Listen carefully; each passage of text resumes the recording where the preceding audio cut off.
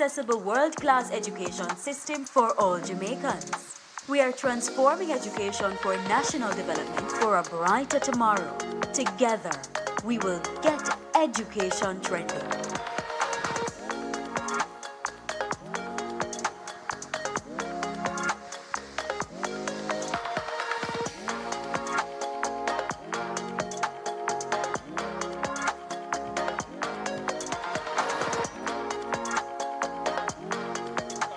Watch the trend, pick up the trend.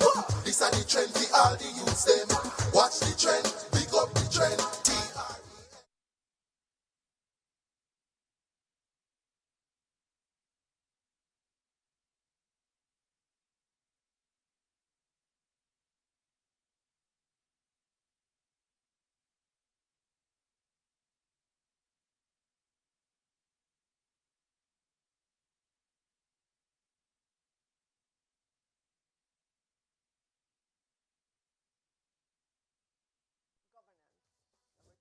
Early childhood education. Number 3.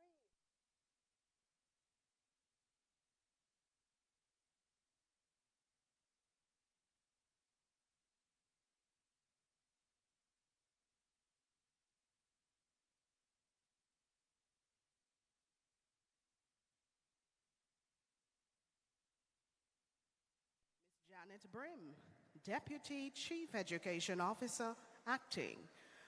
Dr. Clover Hamilton Flowers, Deputy Chief Education Officer, Curriculum and Support Services. Ms. Nicole Brown, Project Lead, Transformation in Education Project. Heads of agencies, departments and units. Directors of Regional Education Services and the Assistant Chief Education Officers. Senior members of the Ministry of Education and Youth Executive Management Team, Senior Education Officers and Education Services Team members, teachers, members of the media, good morning. I believe the good morning can sound a little better than that. Good morning! Thank you so very much. You look so beautiful down there. Now, Trend represents a transformative step forward in our commitment to enhancing the quality of education in Jamaica. We aim to create an environment where innovation, teaching methods, and all the strategies necessary for students to move forward may flourish, thereby preparing them for the challenges and opportunities of the 21st century. Your role as educators is crucial to this transformation. The success of Trend relies heavily on our dedication, adaptability, and willingness to embrace the strategies, methodologies that are necessary to move education forward. Together, we can create a more dynamic, inclusive, engaging, and effective learning experience for our students. Are you part of this change? Are you part of this change? In fact, your role is so critical in transformation. But it's lovely to have you here this morning. Put your hands together for yourselves. You're looking beautiful. Amazing. And of course, Latoya Morgan Smith is my name, and I will be your moderator for today's session. At this time, we invite Mr. Donald Webley, Dean of Discipline, Green Pond High School, and he will be leading us in prayer. Mr. Webley.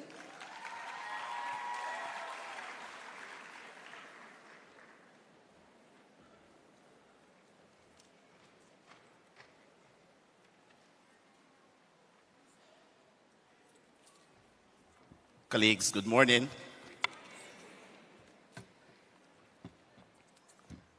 I want to acknowledge Dr. Latoya Morgan Smith, our Technical Development Officer, Honorable Marsha Smith, Minister of State, Ministry of Education and Youth, Dr. Cashin Troop, Permanent Secretary, Ministry of Education and Youth, Ms. Terry and Thomas Gale, our Chief Education Officer, Acting, Ms. Janet Brim, Deputy Chief Education Officer, Acting, Dr. Clover Hamilton Flowers, our Deputy Chief Education Officer, Curriculum and Support Services, and Ms. Nicole Brown, Project Lead, Transformation of Education Project. Heads of agencies, departments, and units, directors of regional education services, assistant chief education officers, senior members of the Ministry of Education executive management team, senior education officers, education services team members, you, my colleague teachers, and members of the media. Today we pause in the presence of Almighty God to invite His presence and direction as we engage on this sensitization session. Psalm 100, reading from the New Living Translation reads, "Shout with joy to the Lord, all the earth. Worship the Lord with gladness. Come before Him singing with joy. Acknowledge that the Lord is God. He made us and we are His. We are His people, the sheep of His pasture. Enter His gates with thanksgiving. Go into His courts with praise. Give thanks to Him and praise His name. For the Lord is good. His unfailing love continues forever, and His faithfulness continues to each generation." Let us pray. Gracious and loving Heavenly Father, we thank You for today. We thank You for assembling us in this space for this conversation that we need regarding the transformation of our educational sector. Today we pause and we say thank You for all the persons that You have gathered together here. For our presenters, we ask for wisdom, we ask for clarity, and for those of us who will be engaging in this conversation, we pray that at the end of today's exercise, each of us will leave with a renewed commitment to take the responsibility of shaping our nation's youth. We ask then that Your presence will be with us. We ask that Your wisdom will be extended to us. And we pray that this project will be a resounding success to Your praise, to Your glory, and for the advancement of this nation. This we ask in Jesus' name. Amen.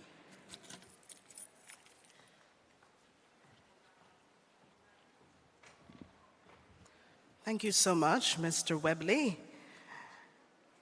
And without any further hesitation, we invite at this time Director of Regional Educational Services in the region of Trailblazers, Ms. Carleen J. Segree. Please make her welcome.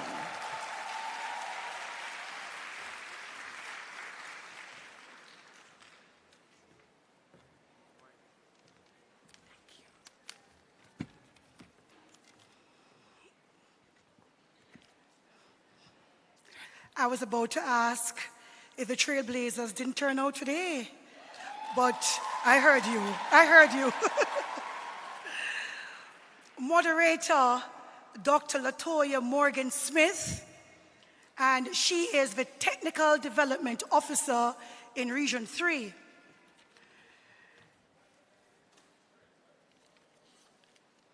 Minister of State in the Ministry of Education, Ms. Marcia Smith. CEO, Ms. Terry and Thomas Gale, acting. DCEO, Ms. Janet Brim, acting. We have our pillar leads on the platform, and these persons you will be introduced to shortly, as they are the ones you will be engaging with. It is indeed a great day. When I arrived this morning and I saw the sea of individuals, our teachers, our foot soldiers, I said to myself, our Governor General is correct. His Excellency, the Honorable Patrick Allen, when he says there is nothing wrong with Jamaica that cannot be fixed with what is right with Jamaica. You're an awesome body. Put your hands together for yourselves for turning out this morning. It is my pleasure to welcome you all to this, the first trend session for teachers. And from where I am sitting, you look awesome. We're going to get into the introductions of our platform party, but because we're here today for you, you are who we are here for, and I can see that you've closed your schools to be here so that you can learn about this national agenda. I want to really elevate you this morning. Can we have the persons from Region 3 stand and be acknowledged? All our teachers from Region 3, the region of Trailblazers.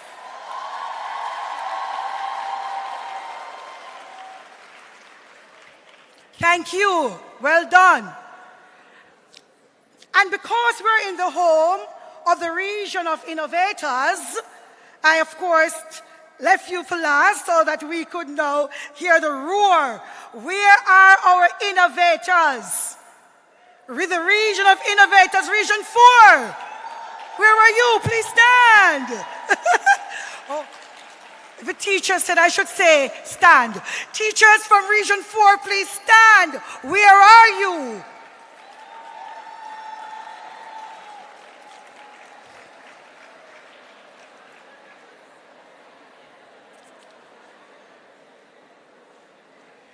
It is a good look. I want to acknowledge the regional director for Region 4, Dr. Michelle Pinnock. I haven't seen her since I arrived, but Dr. Pinnock, it is a good look, and we are grateful for being here in your region for the kind and warm accommodations. Could you please put your hands together for your regional director? We also have some other members from the Ministry of Education who are here with us, and they may not necessarily be on the agenda to address you this morning, but they are here to provide support. Some of them are sitting in the front rows. Could you please stand and just give a wave where you are? Mr. DePass, you're a team leader, I know, and of course, Ms. Campbell, head of HR. We have Mr. Tyrone. He's responsible for ICT. And we have Satfa. Mrs. Davidson, you are on the agenda. But welcome to you all. You want to know who we have on the platform, I'm sure. So I'm going to ask for them to stand as I acknowledge them. I did acknowledge our CEO before, but just in case you do not know who she is, I'm going to have her stand and for you to greet her robustly as we welcome her to these parts of the island. And her name is Mrs. Terry-Ann Thomas Gale. All right, that was a kind of fenke welcome. And remember that next week when they go to Kingston, the people over there are a little bit extra, so they're going to roar when she's welcomed. So I'm going to give you the opportunity again to welcome Mrs. Terry-Ann Thomas Gale. Stand again. Next to her, we have Miss Nicole Brown.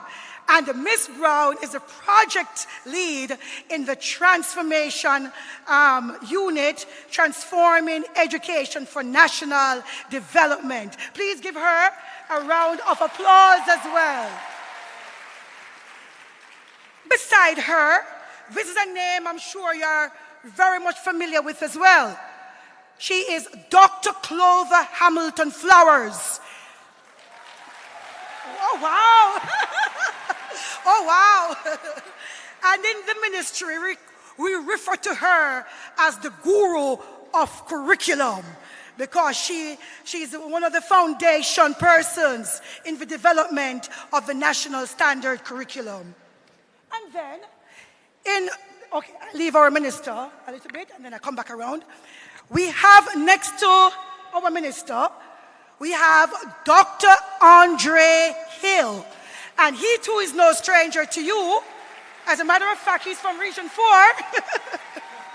Yes. And he is the head for literacy development, all things literacy in the Ministry of Education. Next to him, oh wow, we have, of course, the elegant Dr. Winsome Gordon. And you know who she is? No, she is and has been the executive director for the Jamaica Teaching Council. So all your certification needs and your training needs, training days and all those activities, those are spearheaded from the Jamaica Teaching Council led by Dr. Winsome Gordon. Next to Dr. Gordon, we have Miss Nadine Sims. Miss Sims, please stand. And although you see her looking so short in stature, you know the saying, little but talawa? That's her. All the media you get in your schools, books, textbooks, workbooks, digital media, online platforms in terms of e-books and so forth, those activities are spearheaded from the unit led by Miss Sims. Put your hands together for her. And beside her is a special lady who oftentimes the people who she serves, they're a vulnerable group of people in our society. And sometimes we overlook them. This person is Miss Dion Gale. Please stand, Miss Gale. And Miss Gale is the head of the special education unit in the Ministry of Education. Right? So of course, you know, we want to ensure that we are being as inclusive as possible because every child must learn, every child can learn. And then now we also have some pillar leads who are sitting before me. Some, although they waved before, Miss Campbell, well, Miss Campbell is one of our senior directors in HR, yes, Human Resource Management Division. Miss Campbell, could you just wave to them? Miss Diane Campbell, wave to the team of teachers. Mr. DePass, Richard DePass. Mr. DePass is our principal financial controller. Mr. DePass, I think he's the lead for finance. Please stand, Mr. DePass. Yes. You met Tyrone just a while ago. You did not meet Charlene. Charlene Robinson. Charlene is... But Charlene, you're popular? Oh, Charlene is from Montego Bay. Oh, I didn't even know that. Wow. So, yes. So Charlene is our ICT person in the Ministry of Education. And we have Mrs. Kennedy Haynes Davidson, who is no stranger to Region 3. She's from Region 3, but she's now Assistant Chief Education Officer for the Guidance and Counseling Unit operating in Kingston. Yes, Mr. Satfa, please stand. Mr. Satfa Bennett. And Mr. Bennett is also one of our Assistant Chief Education Officers from the Core Curriculum Unit. I hope I didn't skip out anybody from Kingston. Yes, I did say Tyrone. Yes, I did. Yes. So, who did I leave out? Tell me who I left out. The minister. Yes. So, minister. And that was deliberate, right? Minister, could you please stand, minister? We want to welcome our Minister of Education. Please stand, minister. Yes. A very quiet force. A very quiet force. She is a daughter of the soil.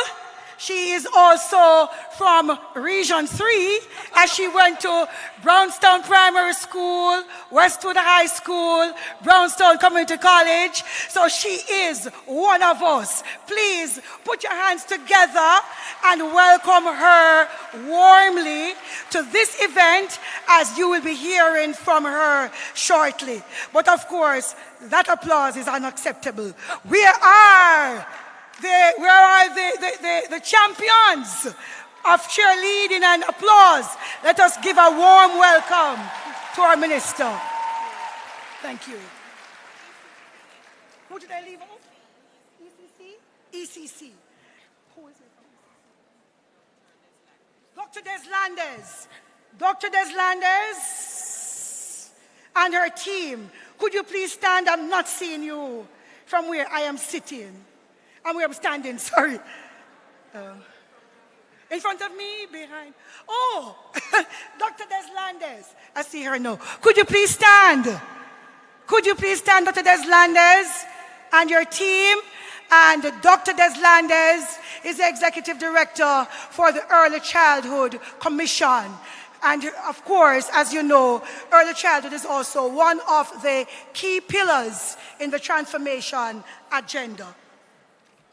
So the journey of transforming education, as we can acknowledge, won't be without challenges. But together, we can build a future where every student thrives, equipped with the knowledge and skills to become well-rounded citizens and contribute meaningfully to our nation's development. This morning, I really want to thank you for being here, for turning up loud and looking good. Let us get ready to embark on this exciting adventure together. I hope you all feel welcomed. Welcome again to each and every one of you. Have a fabulous day.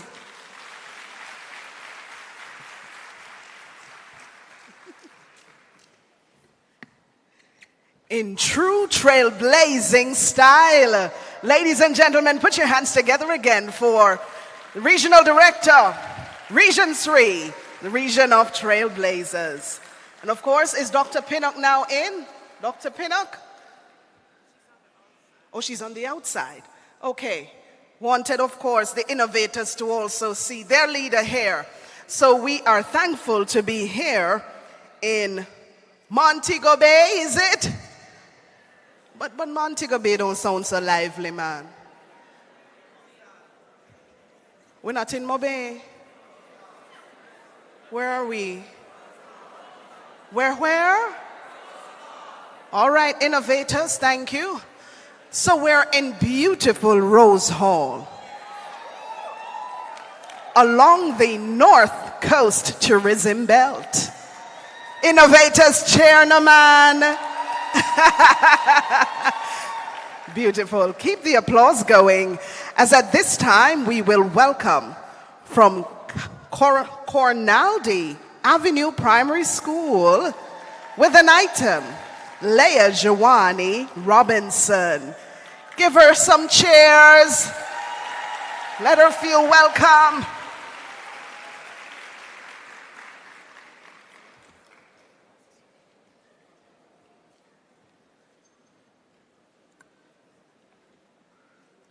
Oh, they're on their way. They're on their way.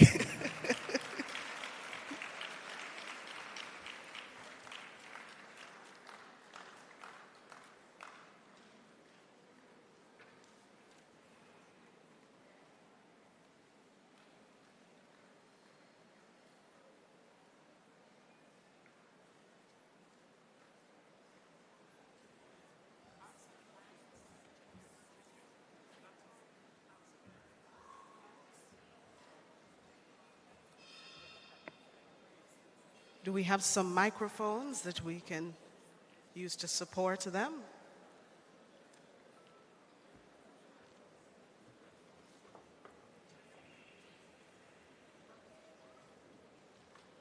So the microphones are coming, all right?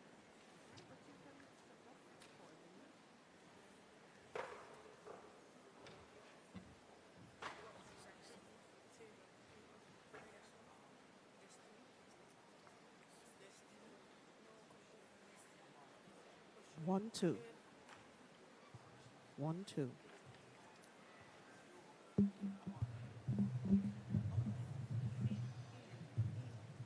One, two.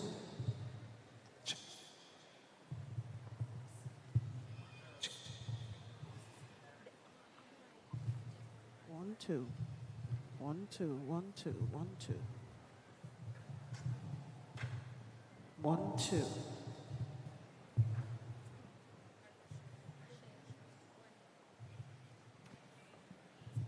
One, two.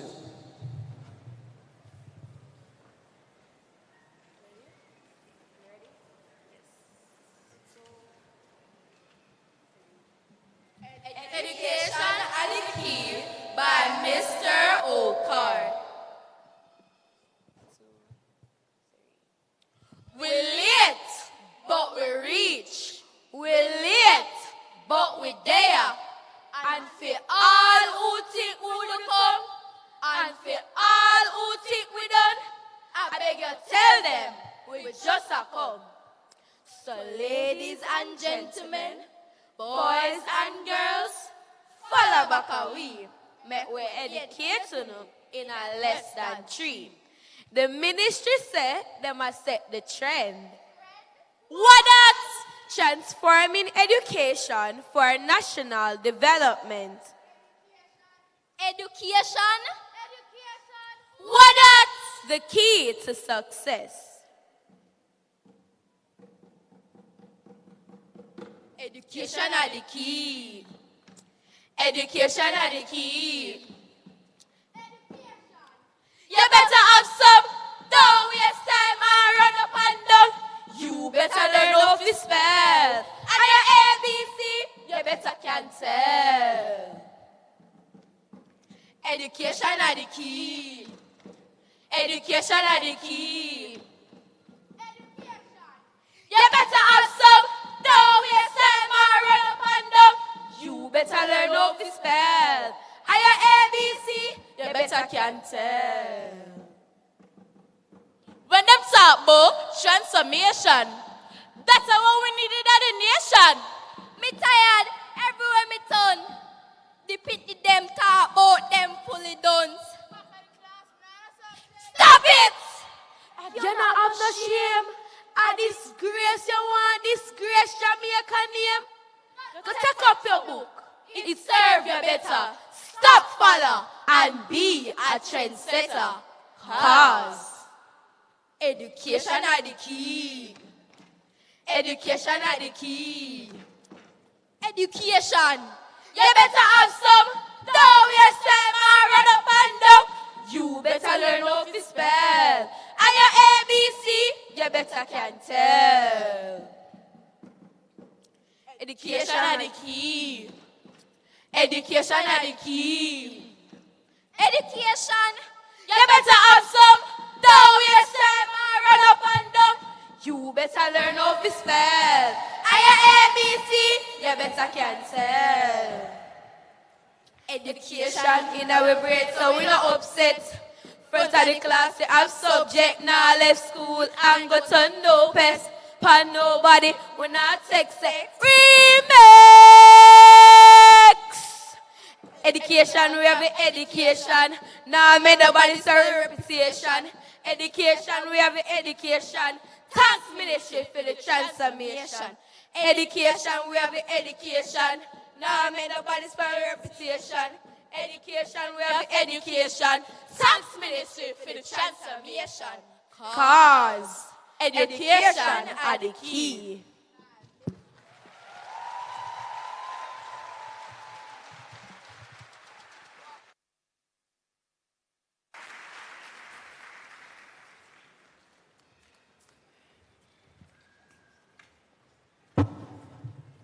2. 1, 2.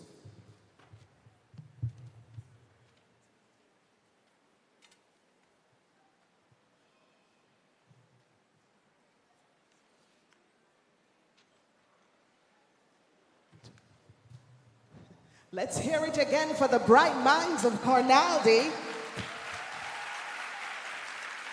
Avenue Primary School. Education, education. I was like, oh, education are the key. Education are the key. Education, education. For transformation. Truck clap me no man.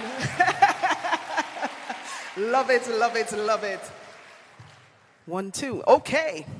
So at this time, ladies and gentlemen, we are going to be hearing from the voice who, along with our minister, advocates for this transformation. Of course, she was appointed Minister of State in the Ministry of Education and Youth in 2023. And of course, she has hit the ground running. Ladies and gentlemen, educators from the regions of trailblazers and innovators, let us stand at this time and make welcome to the microphone Honorable Marcia Smith, Minister of State in the Ministry of Education and Youth, as she comes at this time. Let's make her welcome.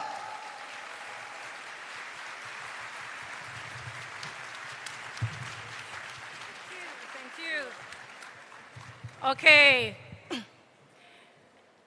All right. Good morning. It is my pleasure to be here with you. And as I listen to the students of the Cornaldy Avenue Primary School speak to us through poetry, the refrain of their poem has stuck with me. Education are the key. No, I'm not a good dub poet like our MC here. With a list song that I have, I am not so fluent with my words in terms of getting that necessary rhythm in a dub poem. But one of the things that struck me, education are the key. And if we look at that statement in a deeper way, we oftentimes will see keys as opening doors, but we also need to remember that an important aspect of a key is to close doors. So it's about embracing new pathways, and it's also about closing off doors and old ways of doing things. And I'm very happy to have received that message this morning from our young people. Can we give another round of applause?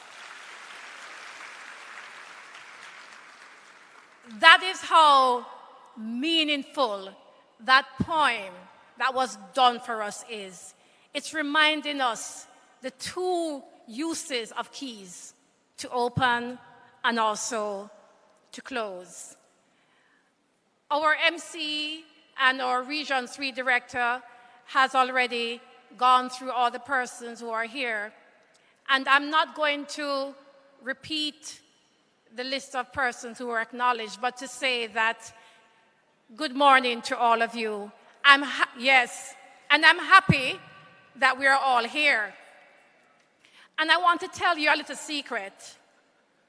Your students know why you're here, you know. They do. My nephew, he's a student at the York Castle High School. And when I spoke to him yesterday, he indicated to me, Auntie Marcia, we're not going to school tomorrow, you know. There's a very special meeting of the teachers, and so the teachers from school are going to participate in that meeting. Your students know. And your students support you being here today, because they know that these types of engagement is about, yeah, no, they're happy that you're here today. Yes, them kind of get the day off, but deeper than that, what they're expecting out of this type of engagement is that the teaching, learning experience will be richer and more rewarding, right? And because he said to me, Auntie Marsha, it's a special meeting, so your students know why you are here. We all want our country to be that place where we want to live here, not running away, where we want to raise our children, have our families. We want to do business because we want to stay here. We want Jamaica to be that paradise that we speak about.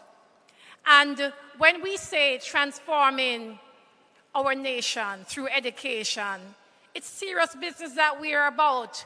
We are the foot soldiers who have an opportunity to not just a bag them out, but actually be right there in the trenches, effecting that change for national development. The presenters that will engage you this morning will bring you along where we are in trend as a ministry. Now, I looked at what transformation is in trying to say, what am I going to say? Because when I'm in a room of teachers, they know it all in the sense that they understand the importance of education. I'm an outsider. I'm not a teacher by training. And so what can I share with persons who are experts in their field? What I will say is that being a human, living in community requires constant transformation. But why do we transform? We transform because we want to align our organization in a way that we can optimize the goals and the purposes of that transformation.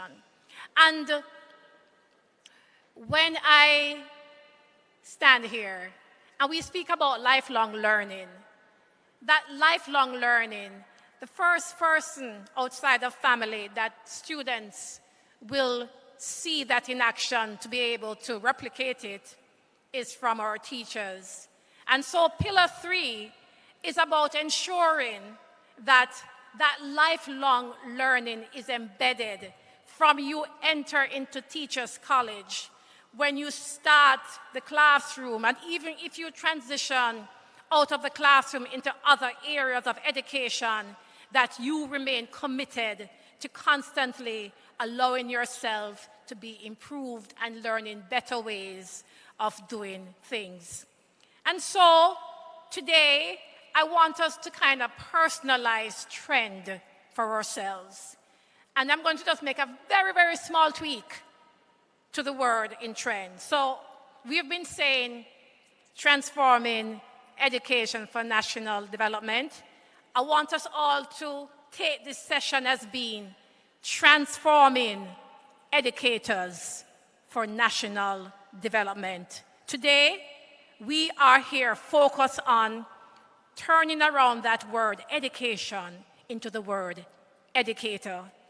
It's so important for us all as human beings to allow ourselves to be transformed and to become better each day, because when something stops transforming, it becomes stagnant and no longer able to be fit for purpose. I wish you all a very good session today, and please engage our presenters in the Q&As. Very important for us to hear from you, because we are not transforming in a vacuum. We are transforming in a way where our stakeholders are an important part of that transformation, and you, our educators, are so important to us. Thank you.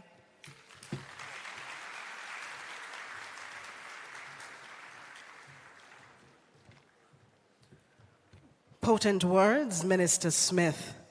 We transform so we can optimize the goals and purposes of transformation. Beautiful quote, wouldn't you say? Wouldn't you agree? Excellent, excellent. I'm going to invite at this time to share with us all, because technology is a big part of transformation, you know. So, Miss Anita Bailey, Community Relations Education Officer, This is not the region of champions, but she's from the region of champions. So make some noise by yourself over there.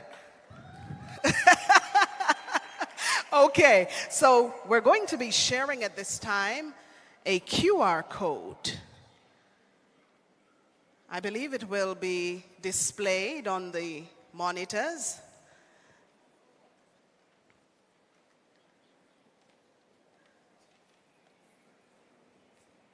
Is the QR code ready?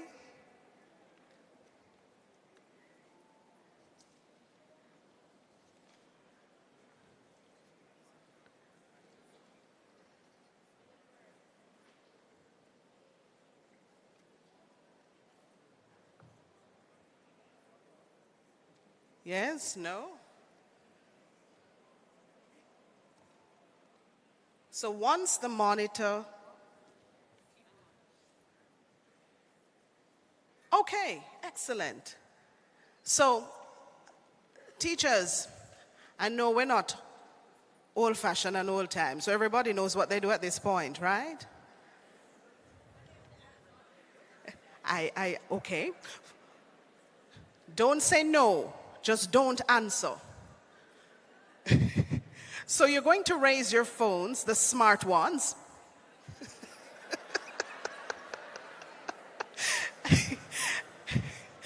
And you're going to open your cameras, not on selfies. Oh, I'm told there's no access? Request access, okay. So, our technical team, the educators were quick on the draw and they're saying it is asking for access. They're to request access. So, whilst they resolve that, we are going to move into the other parts of the program. Okay? Now, I'm going to be inviting to stand with me a woman of worth, beautiful daughter of the Most High. And she is our Chief Education Officer acting. You met her earlier, but of course you're going to hear her voice as well. And so I'm going to invite her at this time, as she will be my co-moderator for this section of the program. Ladies and gentlemen, let us make welcome Ms. Terrian Thomas Gale.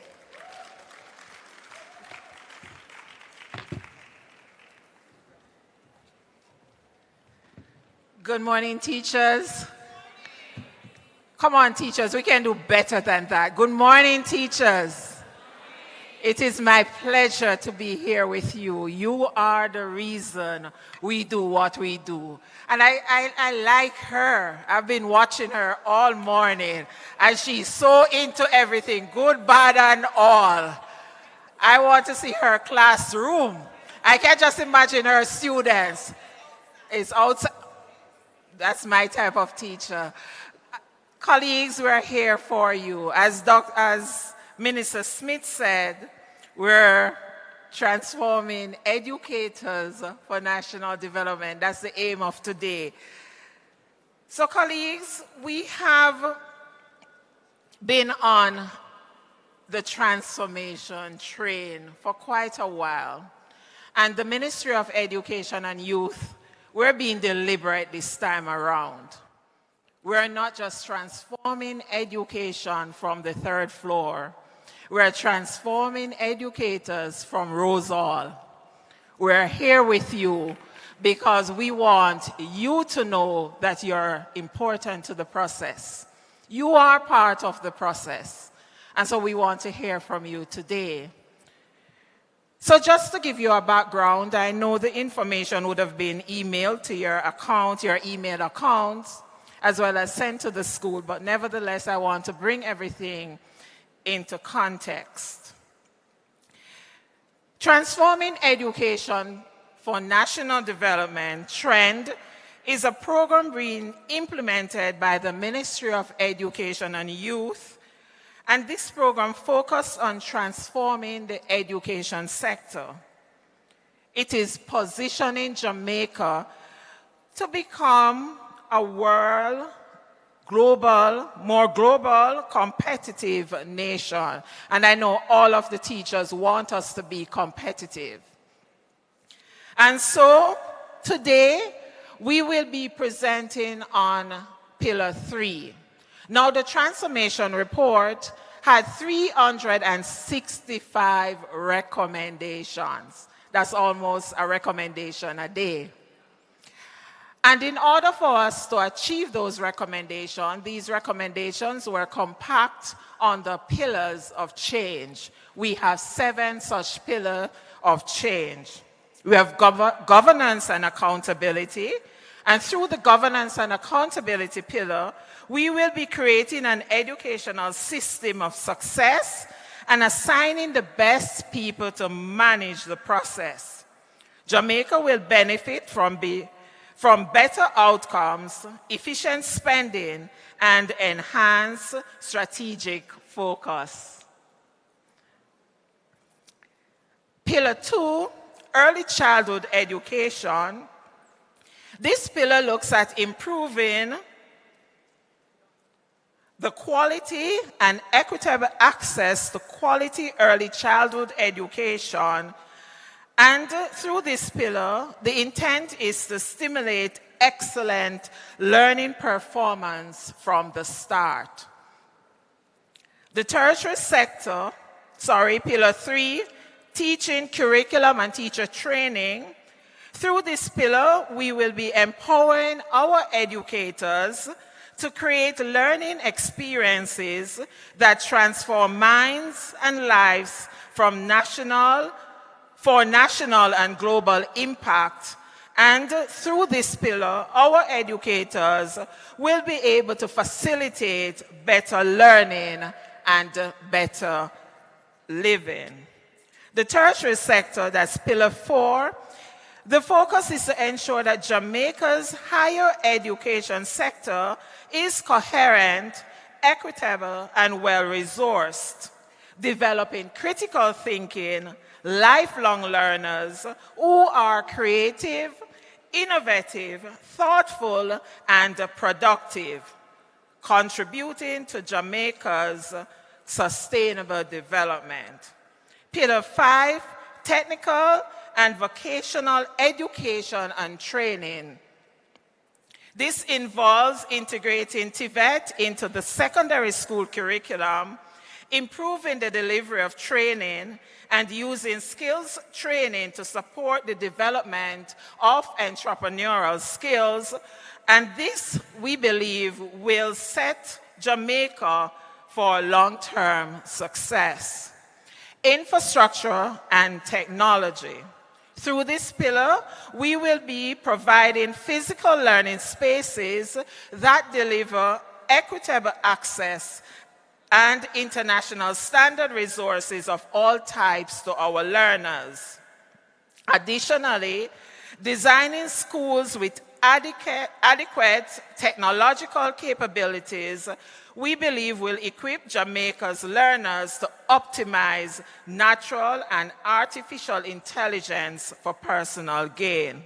And the final pillar, colleagues, is finance. Through this pillar, we will be paying keen attention to optimizing educational budgets and resources. I know that Ms. Sigri would have introduced the ministry personnel, but colleagues, I want to point out the pillar leads at this time because we're going to invite you to ask questions. While we will be presenting on Pillar 3, we want you to ask questions as it relates to any other pillar. So for governance and accountability, Ms. Diane Campbell, can you just stand and wave, Ms. Campbell, for who are able to see? That's Ms. Diane Campbell. For Pillar 2, what's Pillar 2, teachers? Okay. Early childhood, I see Dr. Deslandes and her team. I see Sophia, the 2 Sophias. All right. That's Dr. Deslandes. And for the church teaching, curriculum, and teacher training, we have Dr. You see why I like her? She already knows who is the pillar lead. She's like, see her there.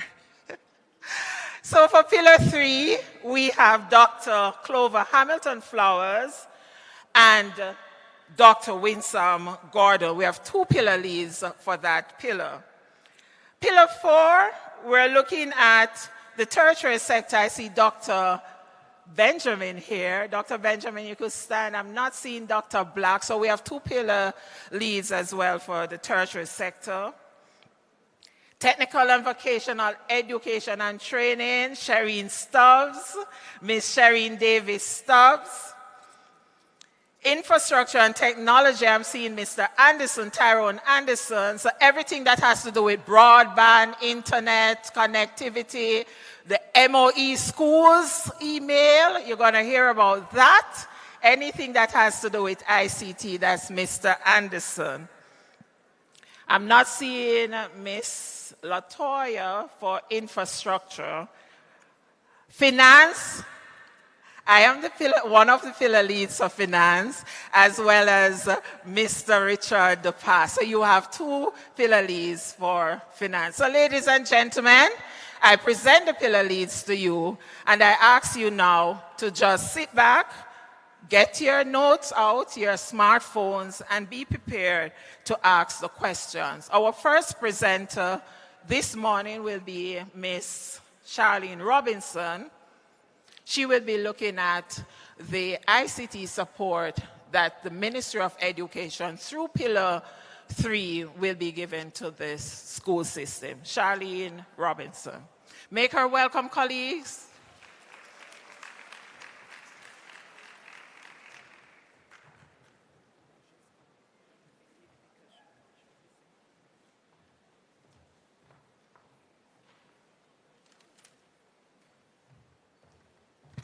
Colleagues, I'm going to put Nicole. Nicole goes first, put everything in context. That's an error.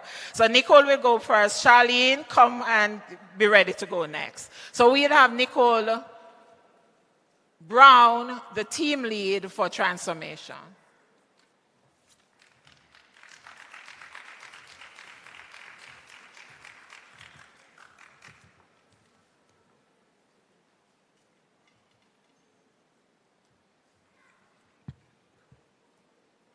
Good morning, everyone. Come, teachers. Good morning, everyone.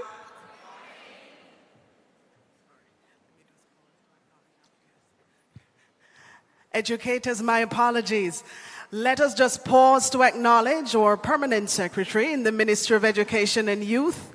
She has now entered the building, Dr. Kassan Troop. Yes. Beautiful. Thank you so much.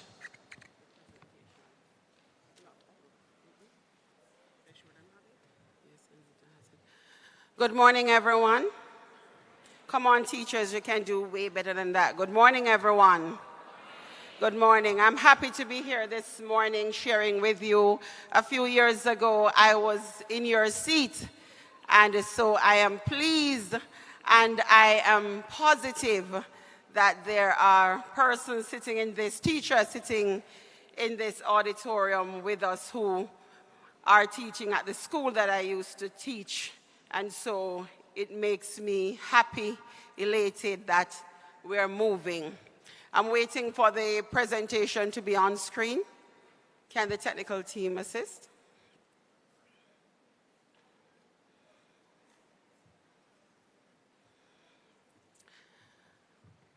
As CEO mentioned, we have been transforming the education sector. At times when you sit from where you're sitting, you may be wondering what it is that we have been doing. But for the last year and a half, we have been looking at the JETC's report, and we have been fixing some structures on the ground. I'm waiting for the presentation. We have been fixing some structures on the ground in Central Ministry, as well as disseminating information and just some activities that are being done on the ground. So CEO would have already set the pace for this presentation. And so I will just start at the pillars, and I note I noted earlier that persons already know the pillars. Number one, let me go through again. Number one, governance and accountability, early childhood education, teaching, curriculum and teacher training, tertiary sector, technical and vocational education and training, TVET, infrastructure and technology and finance. And I'm going to ask that you take note because we have some little goodies to give away later on.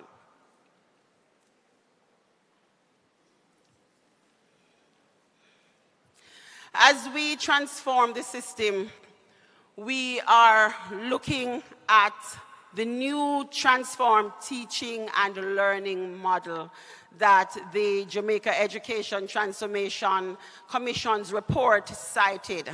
And we want to look at the learner, put the learner at the center of these activities that we are implementing. And so we want to ensure that we have dedicated teachers, dedicated leaders, dedicated parents, committed parents. And we also want to ensure that we have institutional boosting as well as a strong curriculum as we look at this new implementation model for the transformed teaching and learning.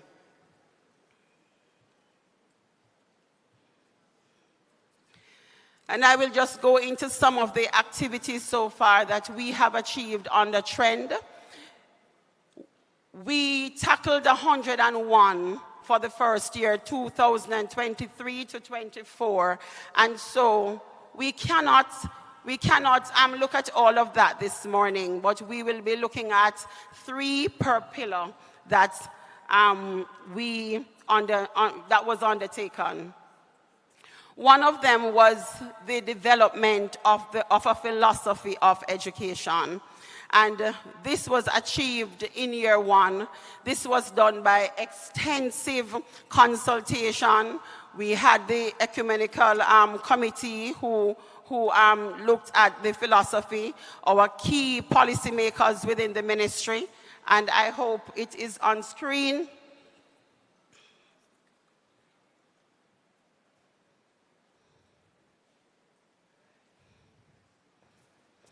I'm not sure you can read that. Let me read it for you.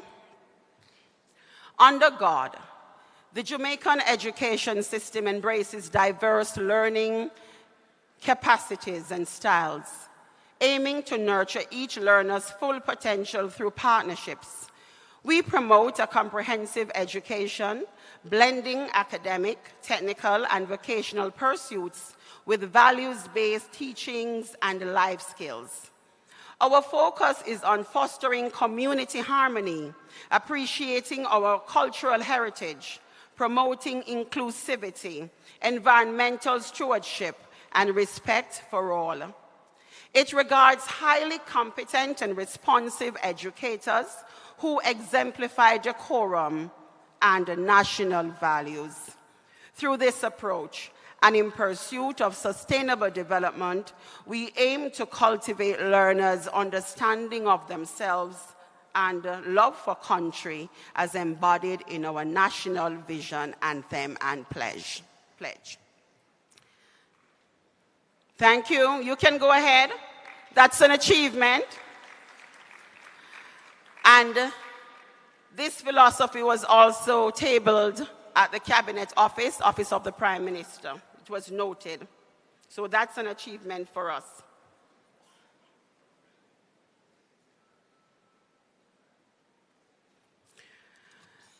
Let us look at the early childhood education pillar. We will just be looking at 3 main activities.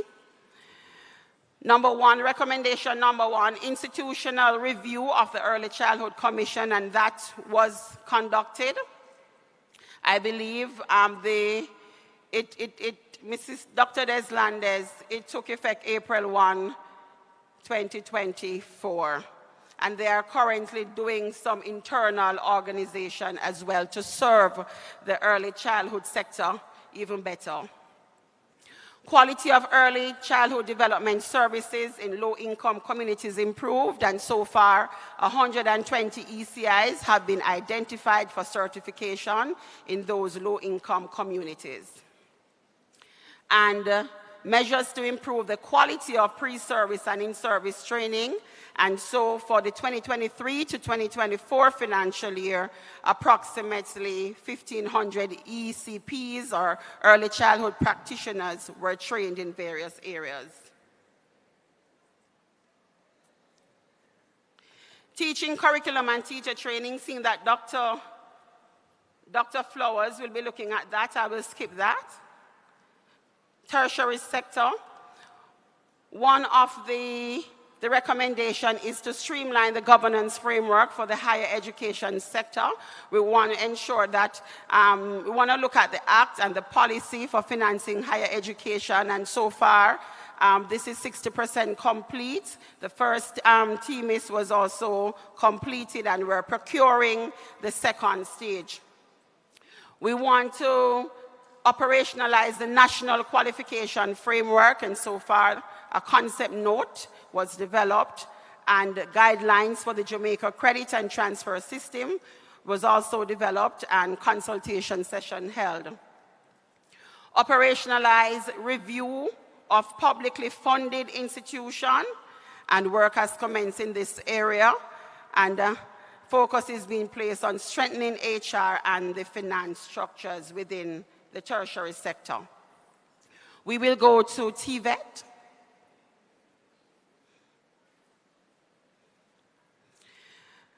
Capacity of in-service teachers at all levels of the education system. We want them to be trained, and for the 2022-2023 period, 2023 to 2024 period, 151 teachers, pre-service and in-service, participated in capacity building opportunities in a number of service areas.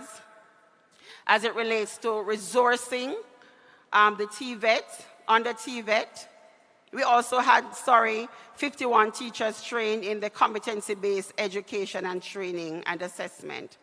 As it relates to the support for TVET, a total of 36 million Jamaican dollars has been allocated to facilitate the modernization of TVET labs across the region, and a sum of 85 million was distributed among all secondary schools, providing any of the 5 primary technical and vocational areas and discipline. So we have been spending where TVET is concerned as well. Infrastructure and technology, let us look at what is happening as it relates to infrastructure. And for the 2023-24 period, 159 schools were targeted for critical repairs, maintenance, and renovation. An additional 34 were identified for the construction of ramps for students with special needs. Electrical upgrades and fencing are being executed at 103 schools at the primary and the secondary level.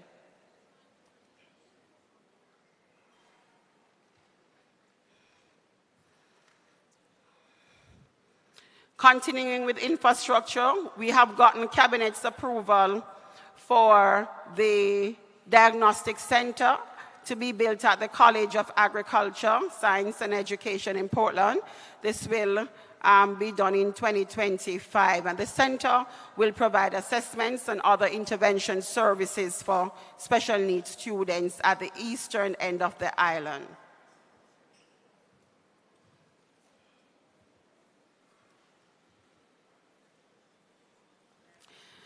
Technology, we want to ensure that there is broadband infrastructure deployed at our institutions, and so far approximately 663 or 60% of all public schools and places of safety have been connected to the national school network, and to date approximately 23,000 of 25,000 teachers have received their laptop. That signifies a whopping 90%. And 10,000 computers have been deployed across the country at all high schools to upgrade the e-learning labs. And again, if you have any questions, we are here during the Q&A to answer the questions. Finance, we know that it's a topical issue. We want financing in adequate financing of the sector. And so a technical team has been prepared to guide the development of a funding model for all levels of the system. And this will guide the decision as it relates to funding for the sector. As we transform, we need to know where we are going. Why are we doing what we are doing? And so we'll be looking at some success indicators. So as we make the changes to the system, we want improved literacy and the numeracy rates. We want to improve the quality of leadership at all levels. We want to also improve or to provide an inclusive, holistic education for our children. We want to see an improvement in the completion and achievement rates of our students. Effective transitioning for students at all levels of the system. Student readiness for higher learning and the world of work. And we want to improve teacher competency.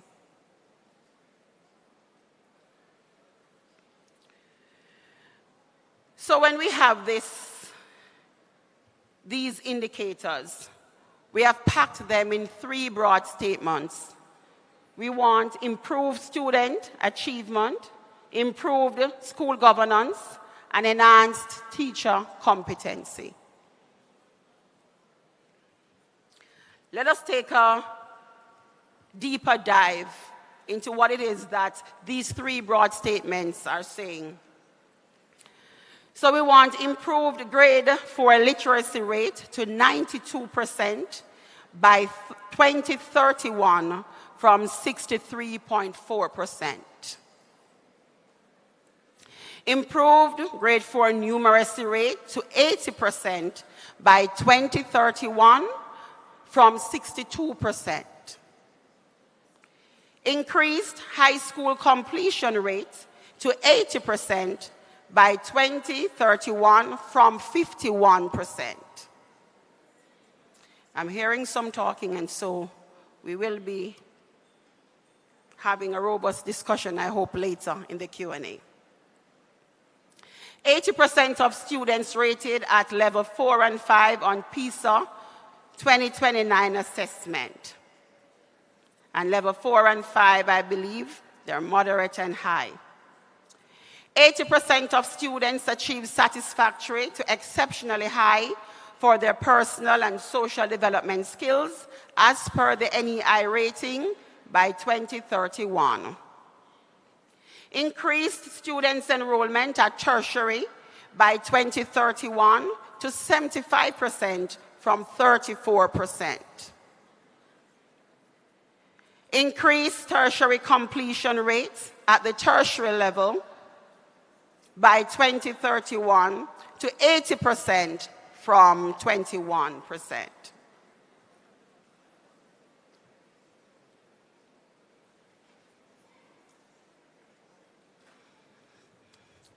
We also want to see 80% of school principals achieved satisfactory to exceptionally high in NEI leadership rating by 2031. 50% of public schools rated as good and above by the NEI by 2031.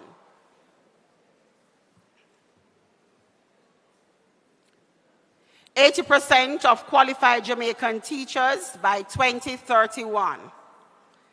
80% of teachers rated proficient to exemplary on their performance evaluation.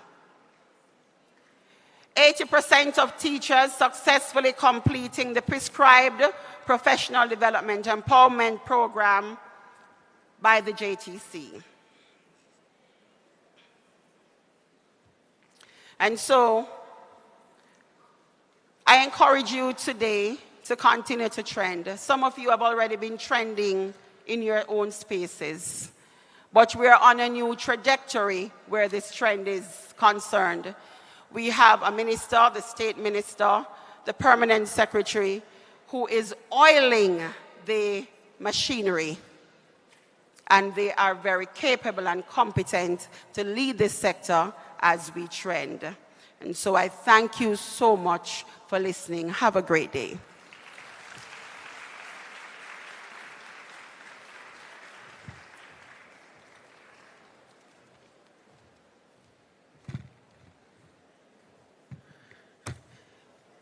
So teachers, Ms. Brown outlined our success indicators, and my friend here at the front, when Ms. Brown spoke about teachers having laptops, she took out her laptop same time, because she wants us to know that she got hers. I need your name at the end of the day, all right? So colleagues, you have seen the updates. We have gone ahead and we would have set some targets as it relates to students' performance. So this is where we invite your questions, your recommendations, and we ask for your commitment. You are the ones in the classrooms to help us achieve these targets. And so we want to hear from you. How can we help you to get us to those targets? So just bear that in mind. There are spot prizes, so I want you to listen to the presentations. There will be questions that will be asked, and there will be prizes and surprises. So while my friend here, what's your name? Miss Lawrence, everyone up here, they're like, she deserves one.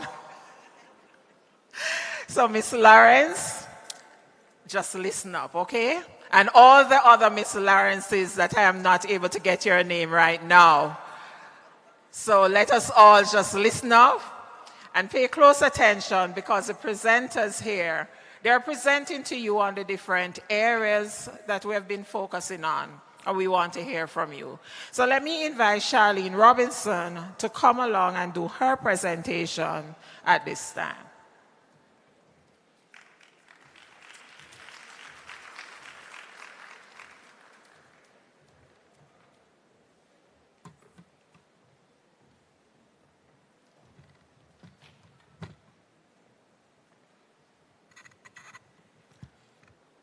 Hello.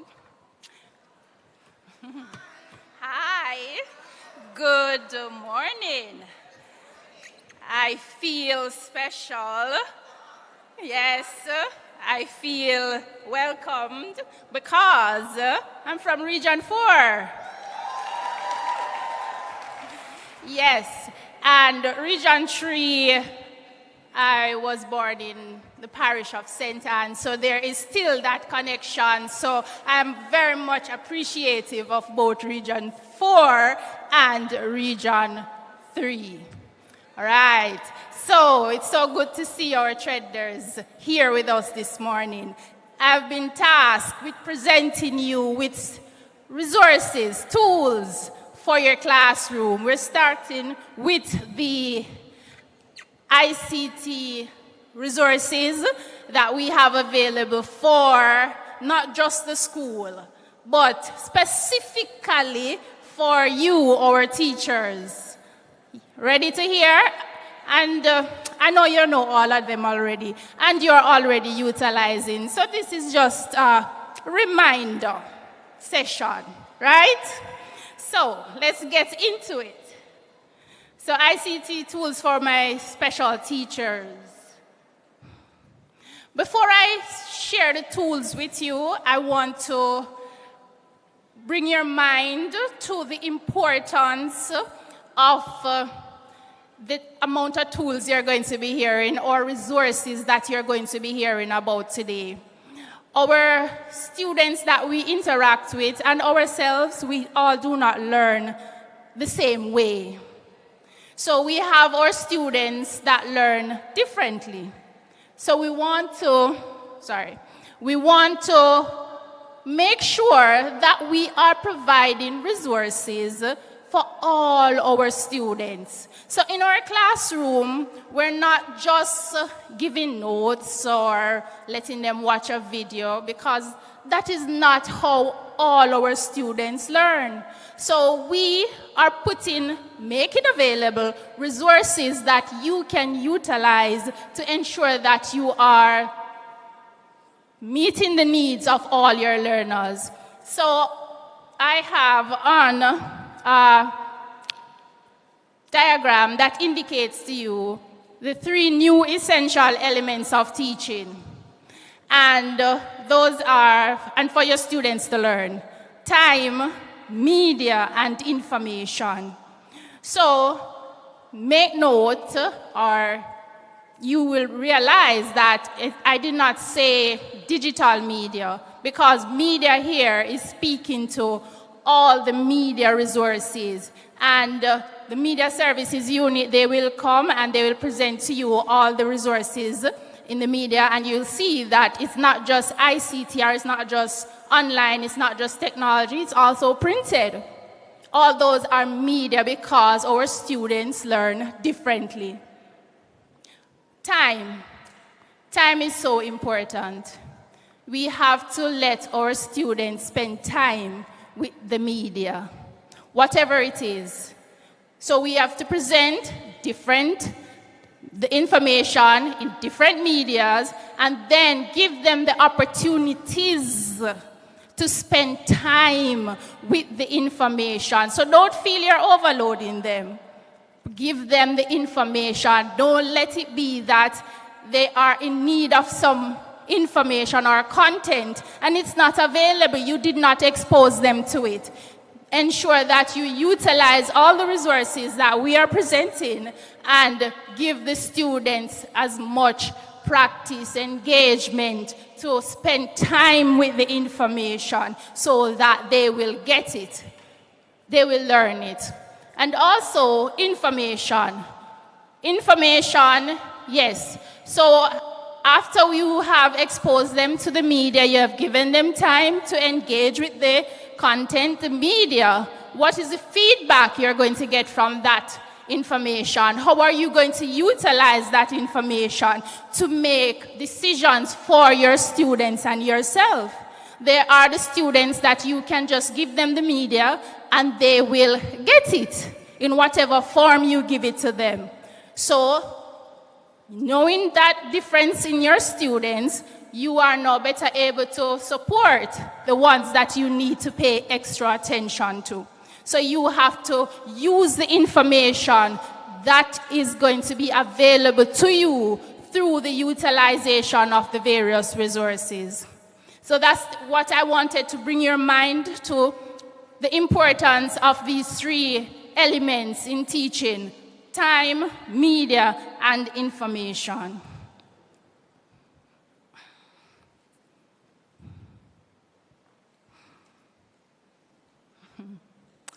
All right, I think I'm going a little bit too fast for this, yes. All right. So this is just a recap of what I just explained, just to say learning involves media and time on the student's part, and then you are also learning in your classroom, so that is important. All right, so let me get into the resources. So first we want to look at our Google Workspace. That's the resource, that's the first resource I'll be looking at.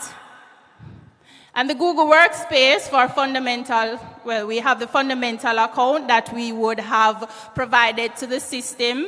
We rolled that out during the NSC, and then we made a bigger push when we had the pandemic, because we needed to get the system online. We needed to get our students, we needed to get our teachers online. So we rolled out our Google Classroom, and that is made available through this Google Workspace platform. And it provides you with tools for collaborating some of those tools are their Classroom, your Google Classroom, your Google Docs, your Google Sheets, slides, and it also helps you to communicate.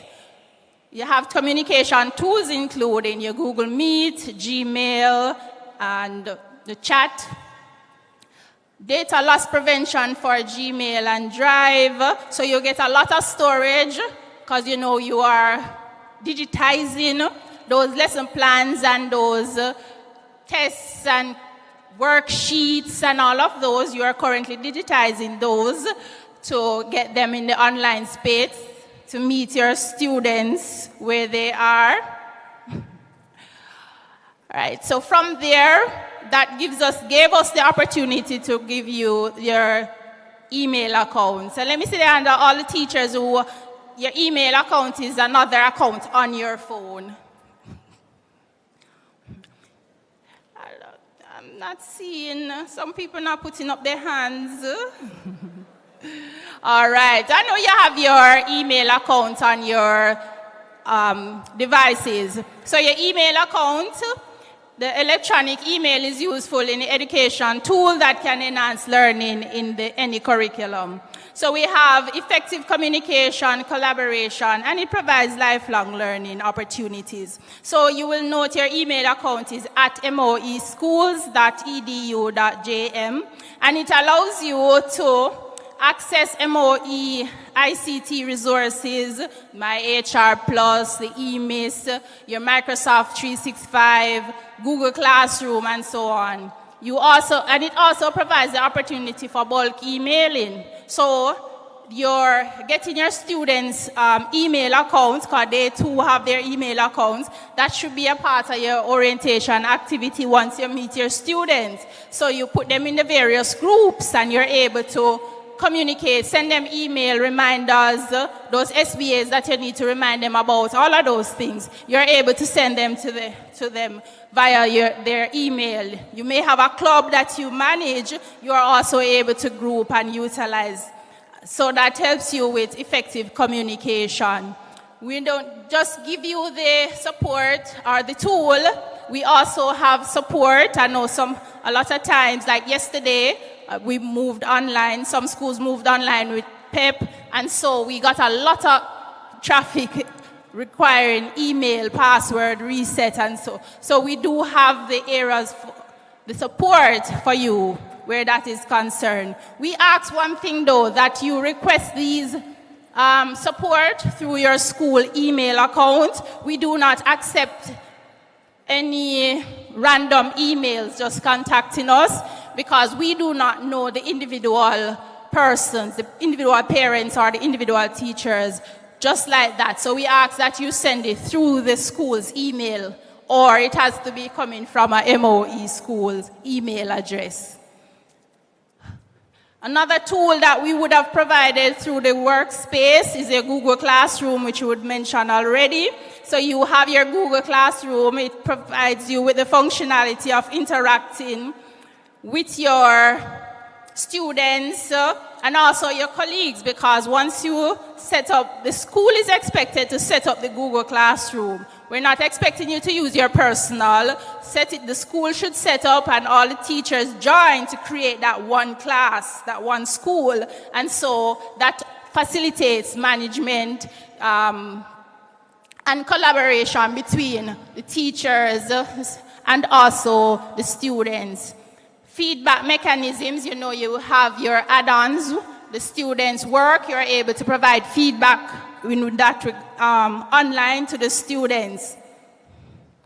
We do have add-ons which make the Google Classroom much more interesting and interactive, and so you have additional features that lets you use additional or integrate additional applications to make it more than what it is. So you can have the attendance tracker, so when you have the students online, you can add that to your Google Classroom to support in taking attendance online. And there are a number of additional add-ons and if you see an add-on that you want to request for us to add to the system, you can also do that through the help support email.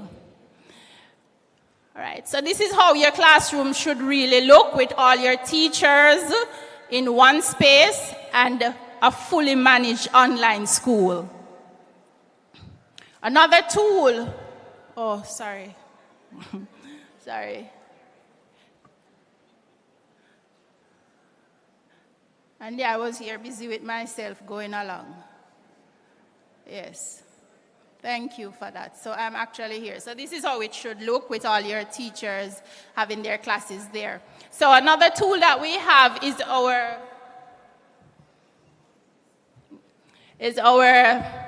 Microsoft 365. That is, as CEO has mentioned, on the report, you were given your laptops.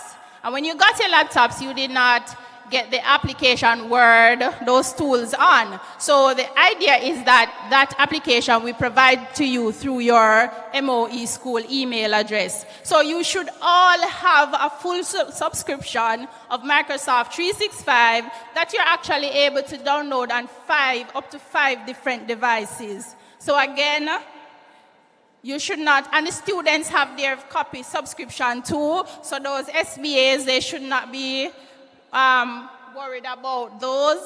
I also want to mention Microsoft Teams, which is a part of the 365 tools, and this now you can use for your meetings, your club meetings, staff meetings, and consultations. You have the flexibility to utilize the tool as you desire.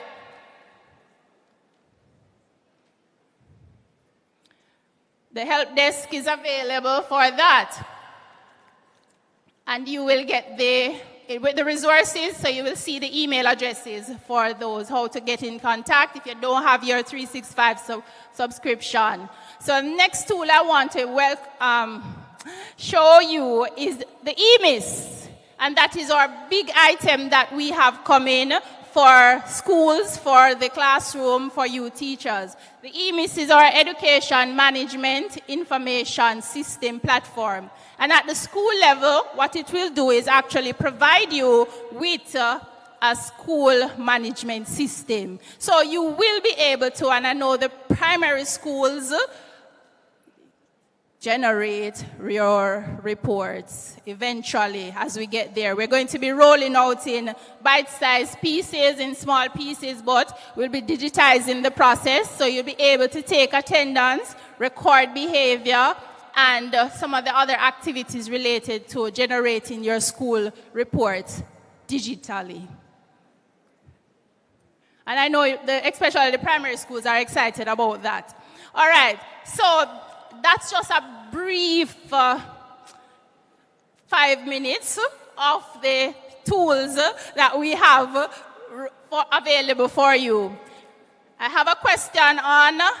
I would like you to take it down, and our moderator is going to give you the email address to send it to, so that you can win your prize. The first person to send in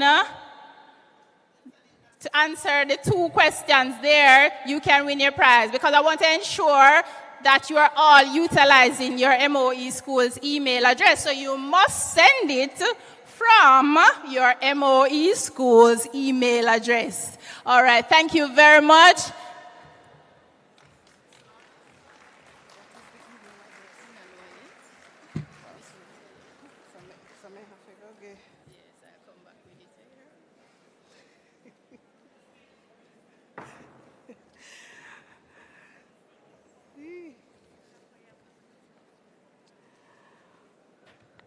All right, thank you so much, Ms. Robinson. Very comprehensive presentation. We are going to ask that all the remaining presenters be a bit more succinct. And so I'm giving you 10 minutes each to complete the remaining presentations. All right, so here are the 2 questions. Remember, you are sending the responses from your MOE school's email address. I know we have some persons online who are also watching, so we, of course, welcome you as well in the virtual space. Put your hands together for those in the virtual space. Let them feel, special as well as they are. Excellent.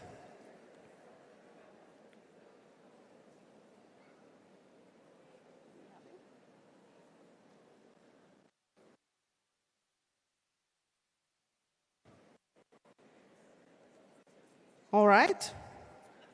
So here are the questions, then you'll get the email address. List 5 applications available for download in your Microsoft 365 subscription. Question 1 again, list 5 applications available for download in your Microsoft 365 subscription. Question 2, write the URL for the Trend website. Question 2 again, write the URL for the Trend website.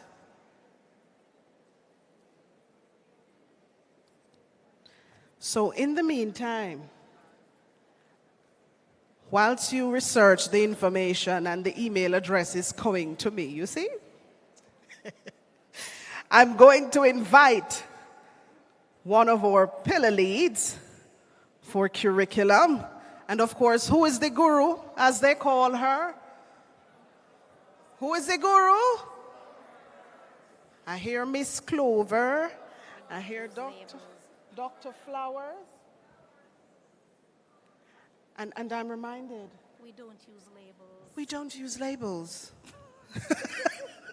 So, of course, our pillar lead, Dr. Flowers, is going to be presenting at this time.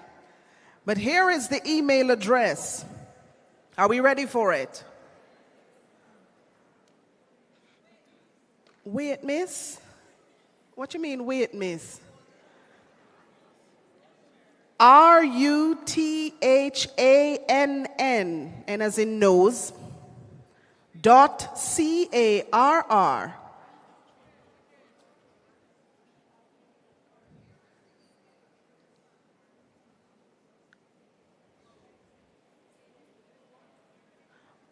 All right, scrap that one.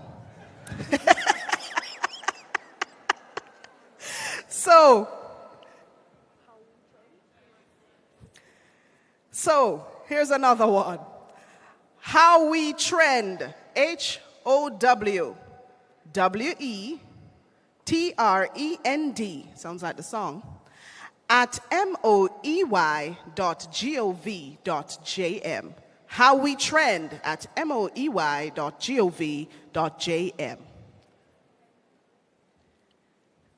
Ladies and gentlemen, Dr. Clover Hamilton Flowers.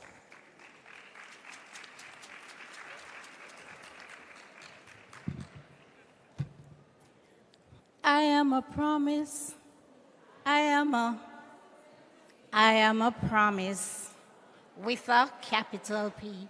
I am a great big bundle of potentiality.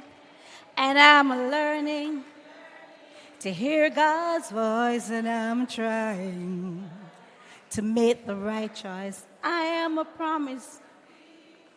Anything God's will. There is a saying in Jamaica, though. A promise is. All right. I started with that because I'll be talking a little bit about Pillar 3.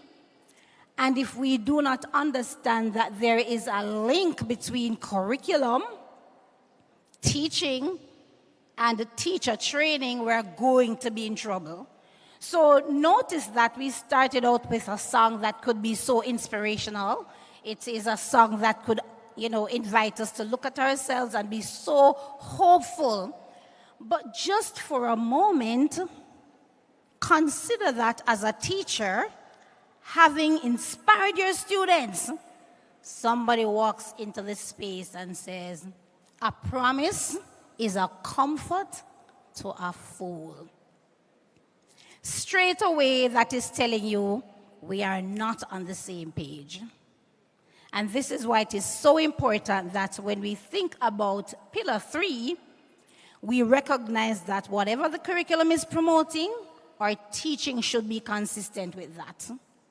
And it means as well that if we're helping people to grow, to develop, to implement the curriculum, we must be on the same page as well when it comes to teacher preparation.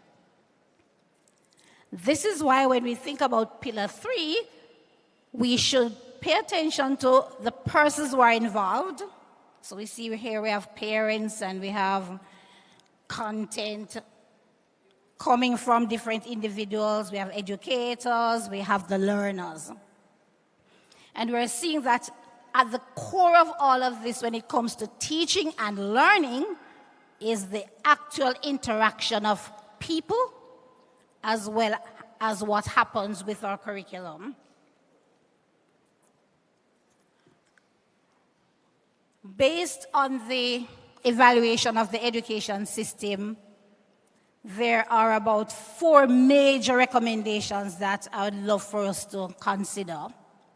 And you can use an acronym to deal with that.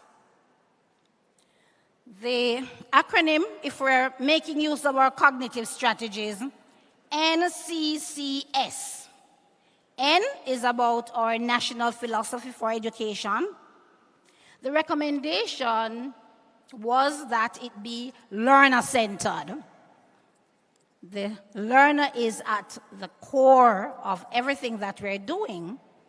Now, I want us to consider ourselves too as learners, because when you are actually participating in professional development activities, you become a learner. Even in the midst of teaching and learning, you become a learner. You are a learner, and we talk about lifelong learning. So it has to be learner-centered. Let me see a show of hands quickly. All the persons you have tried your best to be learner-centered. Raise 2 hands if that's for you. You have tried your best. Only the best is good enough. Nobody can kill you if you're doing your best. In your effort to be learner-centered, however, you want to look again at what it is that you have been paying keen attention to. So here we go again quickly. You have been very intentional, very strategic in preparing your students and guiding your students to take responsibility for their learning. Twiddle your fingers if you know that you have been doing your best with that. That's a gap. Right there, I noticed that a whole lot of us, we could raise our 2 hands. But when we talked about being intentional, focusing on helping the students to own that learning process, to challenge us to go and study some more, to learn some more, to challenge us to change what we're actually doing in the teaching learning process, that becomes a gap for us. So here we're going to move on to the implications of your response. It takes us to curriculum implementation, because everything that you have just said a while ago has to do with implementation of the curriculum. And this is more than planning lessons. Curriculum implementation is basically about us changing. So if we have a new curriculum, it is about a new way of teaching. We are being exposed professionally to opportunities to change how we teach. We have to now be checking if what we're doing is leading to the change. We are actually changing, and our stakeholders are actually changing. As a result of our efforts, we're seeing where the recommendation has said we need to build that capacity so that you can actually support your own change at the classroom level, at the school level, as we support you regionally and nationally. Based on the experiences and the observations and the evaluations, we end up getting information to see what we need to pay attention to as we are reviewing our curriculum and also as we are making changes to the curriculum. And we are also paying attention to how we are dealing with student development using assessment data. Lastly, we cannot implement a curriculum and we do not have the support systems and conditions. We cannot even develop the curriculum without the support systems and conditions that are necessary. Take it to, go back up. Back? Great. I do not want to trivialize this part of it. And why I do not want to trivialize this part of it is because as teachers, you would have played a significant role in us setting the foundation, the groundwork. So we would have spoken about our philosophy, that we should have a national philosophy, and you have been implementing the national standards curriculum. Am I saying something that is truth? Yeah. So that curriculum is already designed to be learner-centered, but again, are we implementing it in that way? I'm not too sure how many of us are aware that we do have a national curriculum for special education. For those students who are challenged, they have particular disabilities, there is a national curriculum for that. You would have contributed to the development of these curricula. Now, the groundwork would have started as well in terms of professional development for teachers, to help teachers to be more effective. And we have been doing some things to see if we can encourage teachers to stay on track with us and not leave us. And so we would have also embarked on a journey to reorganize some of our activities and our processes. Have you done any professional development activity? Yes, you have. Now, out of this, we get information because we're also able to see what we need to do in monitoring our curriculum. So you're trying to implement the curriculum. There should be a team in your institution that is responsible for curriculum implementation. So we provide that kind of support. If you have a CIT in your school, that's important. That's also setting the groundwork. The information from those experiences are useful in helping us as well to see how we are going to be improving our curriculum. Part of the process of setting the groundwork is to prepare for consultancy. We can't, at the Ministry of Education, develop a curriculum, improve a curriculum on our own. So that's where teachers also come in as a part of that process.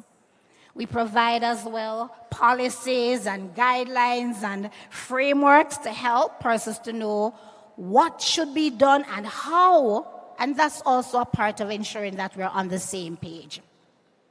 We're also making headways in terms of setting the groundwork when it comes to special education services, counseling services, and providing learning resources.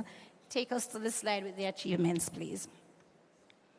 So a while ago we said that we have a national philosophy. Just quickly, everybody, what are the two first words in the national philosophy? Under God. What's the last word? What's the last word? All right, pledge. Under God, put I in the middle there and end it with pledge. And that's your responsibility. So you would have participated in the development of the national curriculum. You are writers. You are implementers. Schools would have been a part of the piloting of the curriculum. You support our efforts when it comes to intervention activities and all of that. And you're actually using 5E model as a way of trying to teach. All right? We are also into recovering based on COVID situation. And again, we made use of a holistic approach to doing that. Training of our teachers when it comes to Recover Smarter, 2 training activities would have actually taken place, and this is also happening.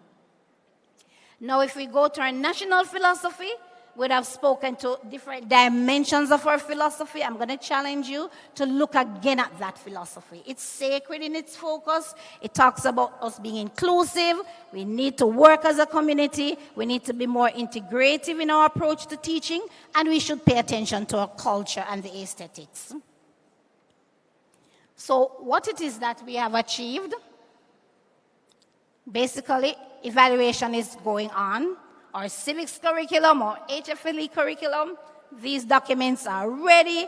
We're actually piloting STEM STEAM, and there are schools actually present that are a part of our piloting. Character education, we're going to be starting that come September. We have already developed the framework. Schools have been identified to be a part of this. And again, we're going to be doing summer training. Moving forward, we're depending on you to be promoters of our national philosophy. We're also opening up the door to you. We're saying, guys, just look out for the call in terms of reviewing the curriculum so you can be a part of that process. We're also working at developing a co-curricular framework, and you will also be integral to this process. Capacity building, we're going to treat learner-centeredness intentionally in light of the gap that you would have spoken about, you would have indicated. And again, we're going to ensure that our policies are ready, our policies are consistent with our national philosophy. Last. So as we move forward, I'm just encouraging everybody to let's get on board. Basically, under God, I pledge that I'm going to follow through in light of Pillar 3. Bless you. Did I pass my exam? Assessment?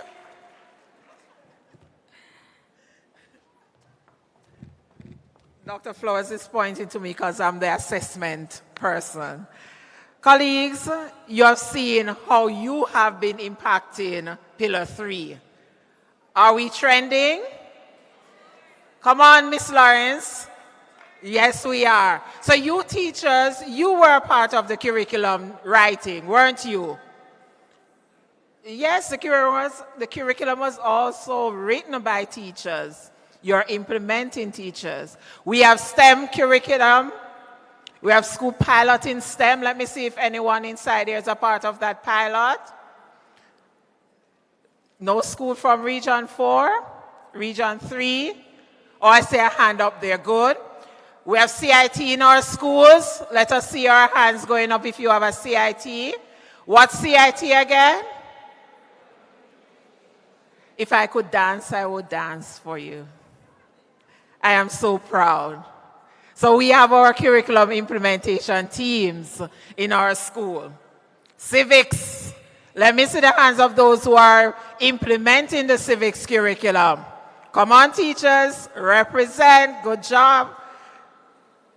HFLE, let me see the hands of those who are utilizing that curriculum.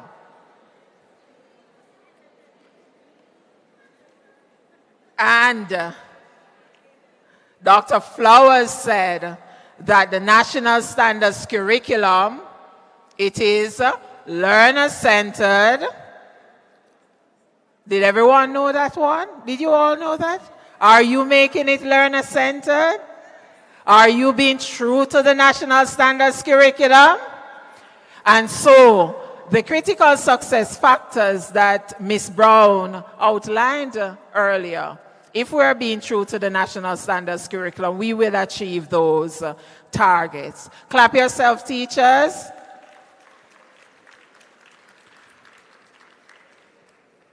So one of the spot prizes, another question for a spot prize.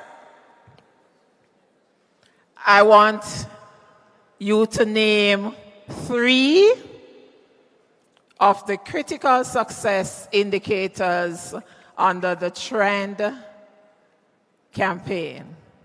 Transforming Education for National Development. Identify 3 critical success factors, or the critical indicators, right, Ms. Brown? The indicators. No, you need to email it. What's the email address again? I want to hear the email address from Ms. Brown. Miss Lawrence. How we trend at moey.gov.jm. So that's where you're to send the email. How we trend at moey.gov.jm.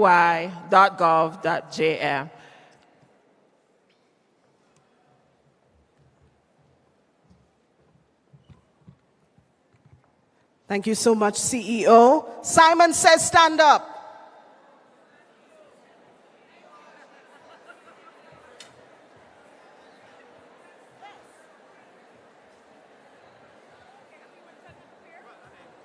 Simon is a good teacher, you know. Simon says stand up.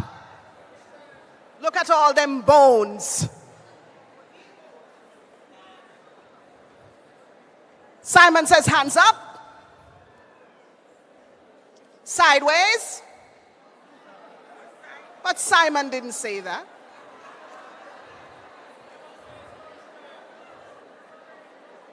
Simon says clap one time. Simon says clap twice. Clap 3 times. You see what our students go through? Simon says be seated. Needed that stretch, man. You've been sitting for so long. Now, ladies and gentlemen, we invite at this time an item from Westwood High School entitled What a Wonderful World. And of course, this rendition will be brought to us by Shanoy Reed on the saxophone and Patricia Dixon on the flute. Give them a rousing round of applause.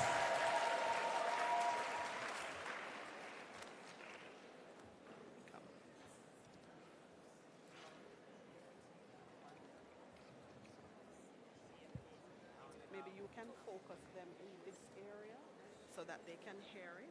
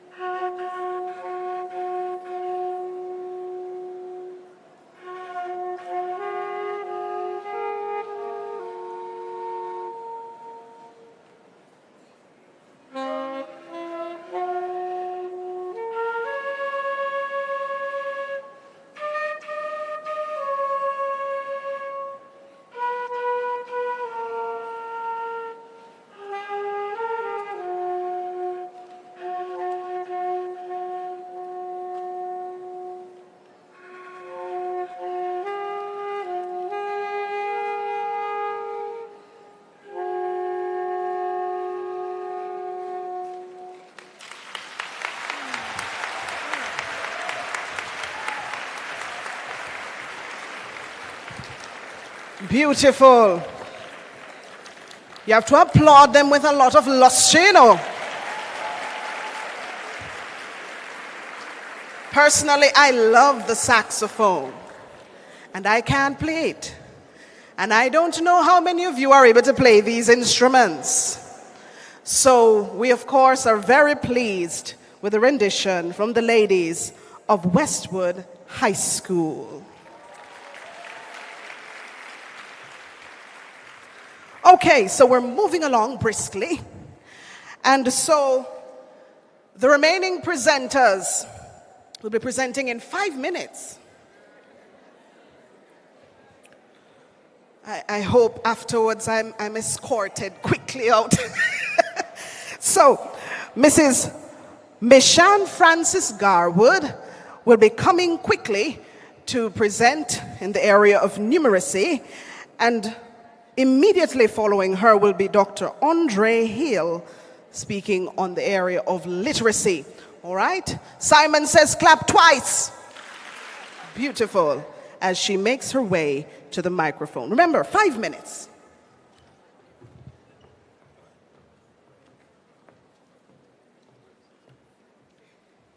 Good morning, everyone.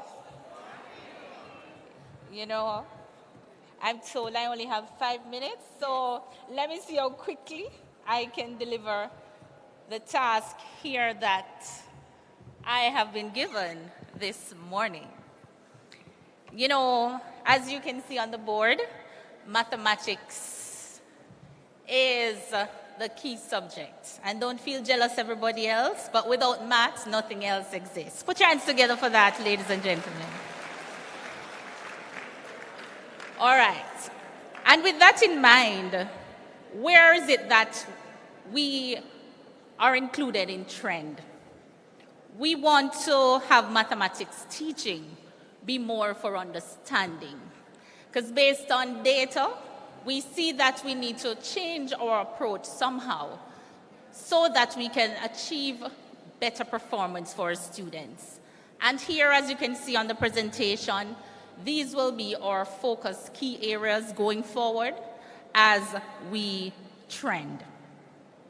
And so, ladies and gentlemen, as you'll be seeing, we have differentiated instruction.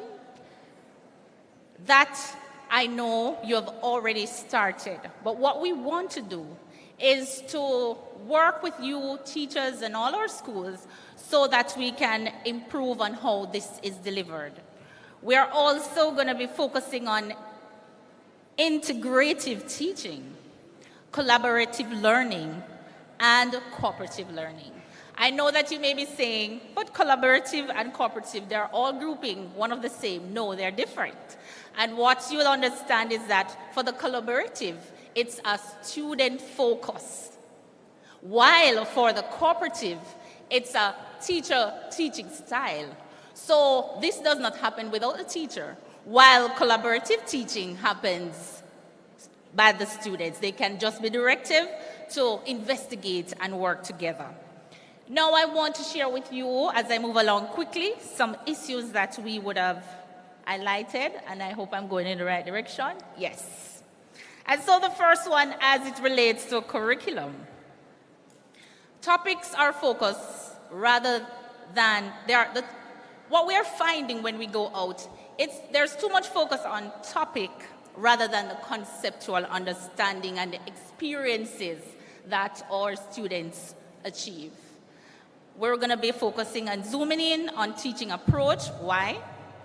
We're realizing that there's drilling and teaching more to the test than to the end product and preparing our students for trend, for national development. And therefore, there's also a lack of the big picture as it relates to math.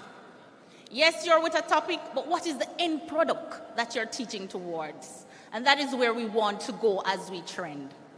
We're also going to be looking at how is it that we can connect the strands within discipline and across discipline.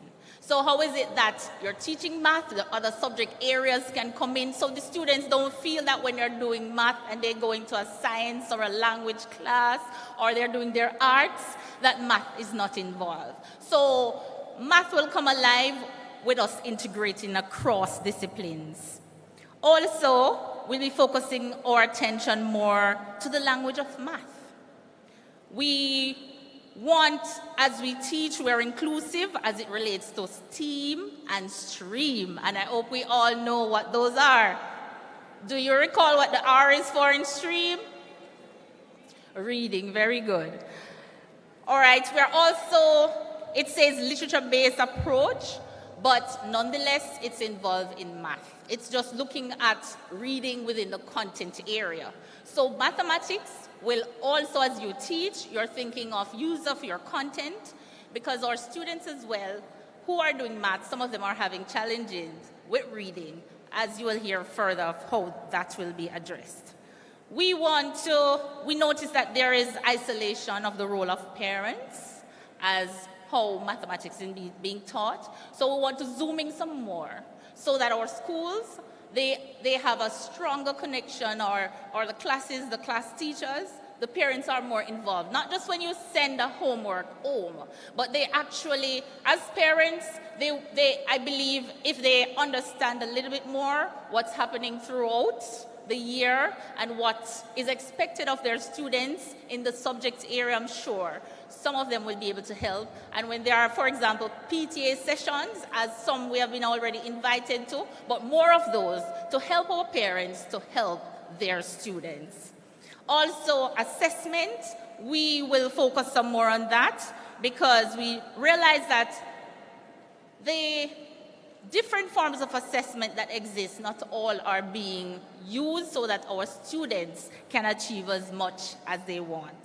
I just want to quickly also share with you, as you look at our data for numeracy, although it's trending up, but notice, as you will see, for instance, we have still too many almost mastery. So these are the students who are not fully proficient as they should be at their grade level in mathematics, okay? As you will see. So moving along, I just have 5 minutes. And then that takes us to our grade 4. The data will be in 2 because, you know, we have the numeracy aspect of the national test that is done, and you have the performance task that is done that gives us a general math data. This too, we realize there are too many students, and this is nationally, at the developing level. So it's a good idea that the developing, we have more students there rather than being at the beginning. But those students need to move over to our highly proficient. Those are the students who are able to manage the math skills that are required for them to possess. Also, you will notice for the grade 5, it's a similar process that's happening here. We need to trend more over to the proficient and highly proficient. Hence, maths transformation is needed. And just in case you're wondering why I do not have 2020 and 2021, you remember what happened around that time? Is when we had COVID, so there was not regular testing. We also can look at our grade 6. I hope I'm on that with you. We're still at the 5, okay. Grade 6, our students as well need to trend more to our proficient and highly proficient. I also want to give you a quick look as well. That slide is not there, but just to tell you that for our CSEC, if you get a chance to look at that result, we are trending up. We're not where we're supposed to be, but more students who were below, say from 2018, who are getting like 5. There are more students in 4, and so as we go up to getting a grade 3. And we want to continue to increase that process of our trending. So as we move along, I'm going to skip over some slides here and share with you that quote from William Paul Thurston. It says, "Mathematics is not about numbers, equations, computations, or algorithms. It is about understanding. That is where we want to go. Teachers, ladies and gentlemen, we want to teach for understanding. And when understanding comes, our students will be able to apply. And that is why these external assessment that is now given, you realize it is included in application. They're real life situations. All right, so I'm gonna go all the way down because I know my 5 minutes is almost up. And so just to let you know here, go to my last slide there. All that you're seeing there, this is how we are zooming in. How is it that we're going to achieve our transformation as we move forward? So as you're seeing, there will be professional development session. We're going to be having communities of practice, student conferences, action research, and resource development. Thank you, ladies and gentlemen. Best wishes to all of you.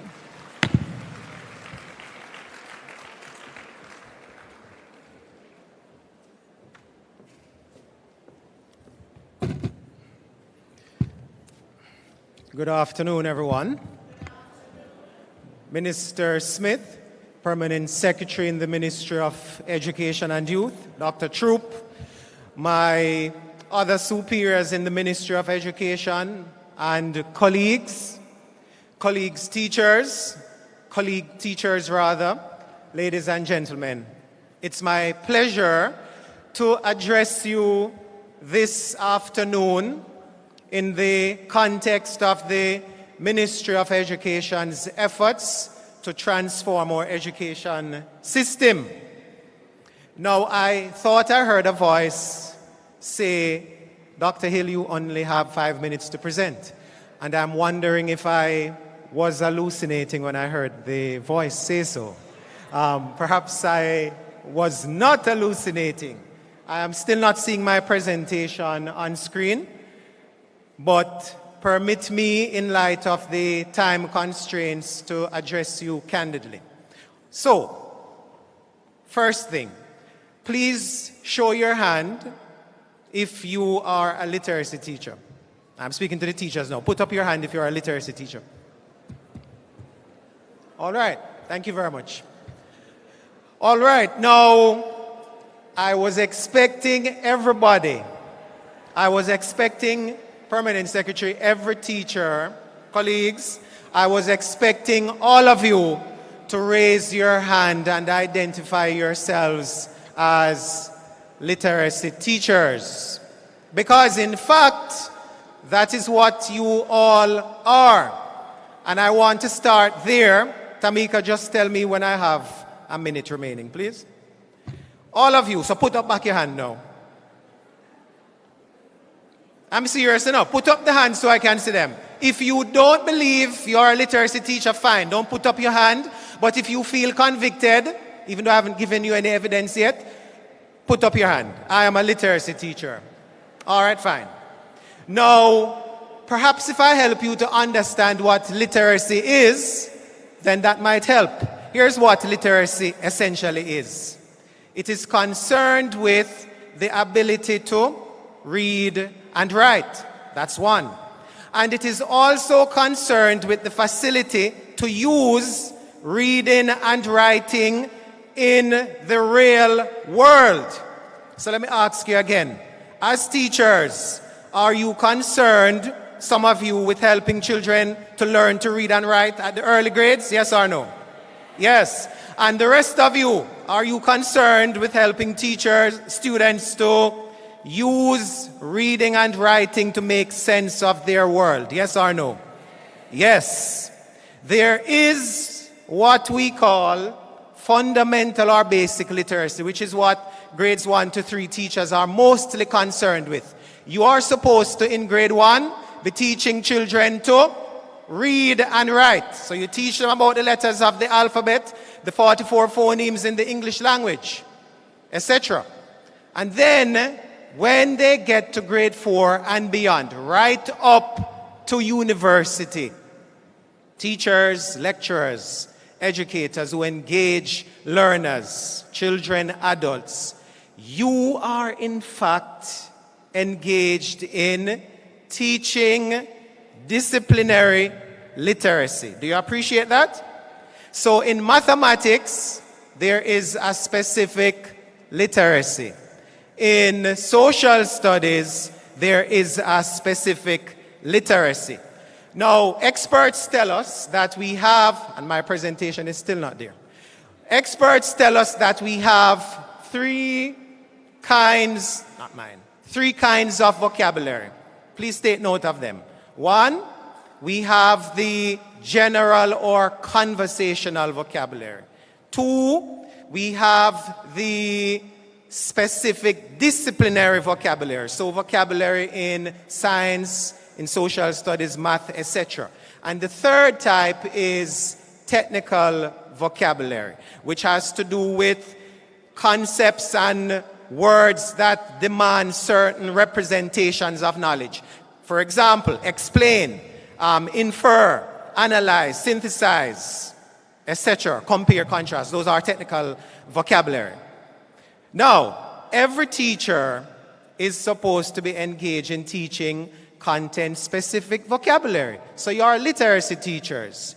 Every teacher must teach their students to interpret and make sense of the technical vocabulary that they will encounter in their textbooks and in the examination papers that they are given. Do you understand what I'm saying to you?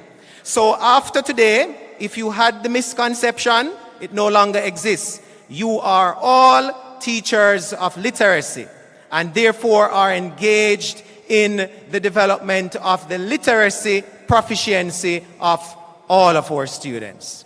What did I say about the teachers at early grade? You are supposed to be teaching them alphabetic principle, A, B, C, D, whatever. And you are supposed to ensure that they learn the 44 phonemes. We have 26 letters and 44 sounds. And what did I say about all of the rest of you? Science literacy, mathematics literacy, social studies literacy, etc., etc. All right. And as I move to close, thank you, Dr. Benjamin. Understand, as teachers, you are the greatest variable in the educational advancement of your students. It is not me as National Literacy Coordinator. It is not Dr. Troop as Permanent Secretary. It is not Mrs. Terran Thomas Gale as Chief Education Officer. Not even your principal. The research makes it clear that it is the teacher that makes the greatest or the most important difference. And don't tell yourself when you have children in grade 7, in grade 8 who can't read that, and for me responsibility when to teach them to read. No, it perhaps was not, but it is your responsibility to make some effort to teach them the science that you are supposed to teach them, content area literacy.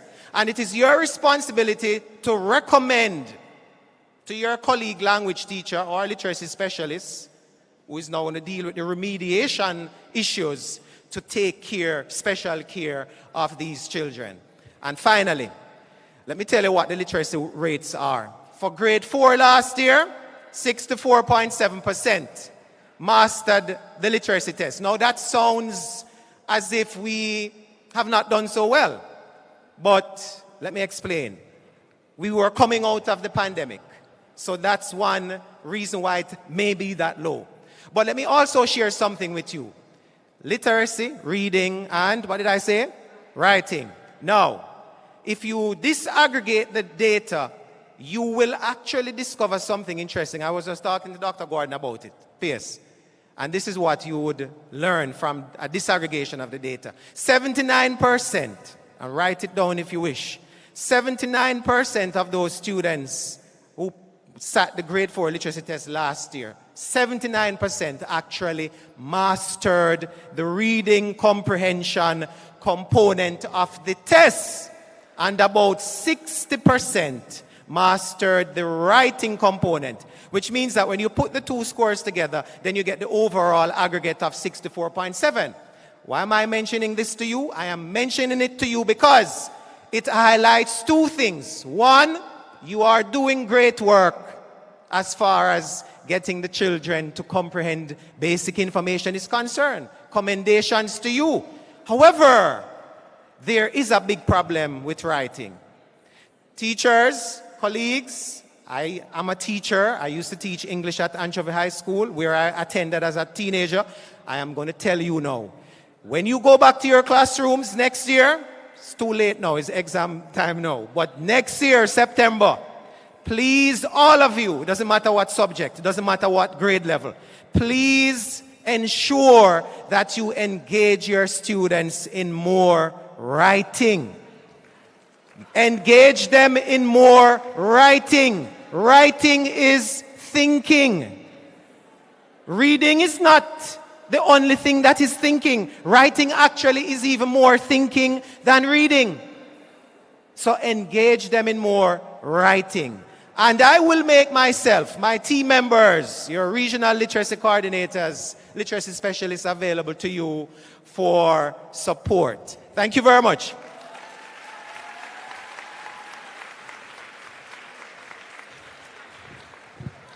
Thank you, Dr. Hill. So teachers, you see that we're doing some things right. All right. And to add to Dr. Hill's and our numeracy presentation, I'm going to ask our teachers, use the data from your assessment in planning your lessons. And the Ministry of Education and Youth, we have been very deliberate in looking at the data and planning workshops. Let me see the hands of those who were part of the Recover Smarter workshops. Oh, that means most of us here are doing well. So we looked at the data and we pulled our schools for those workshops. So we will be focusing more at the workshops on the writing skills because you got the comprehension compact. All right, and our numeracy presenter, she reminded us to teach for understanding. Don't rush the math. Let's get our students understanding the concepts before we move on to another topic. Let us put our hands together for our two presenters, numeracy and literacy. All right, I'll invite Miss Kennedy Davison. She'll just give you an update of what we're doing as it relates to character education and how it is that your role will be impacted by just implementing the character education program.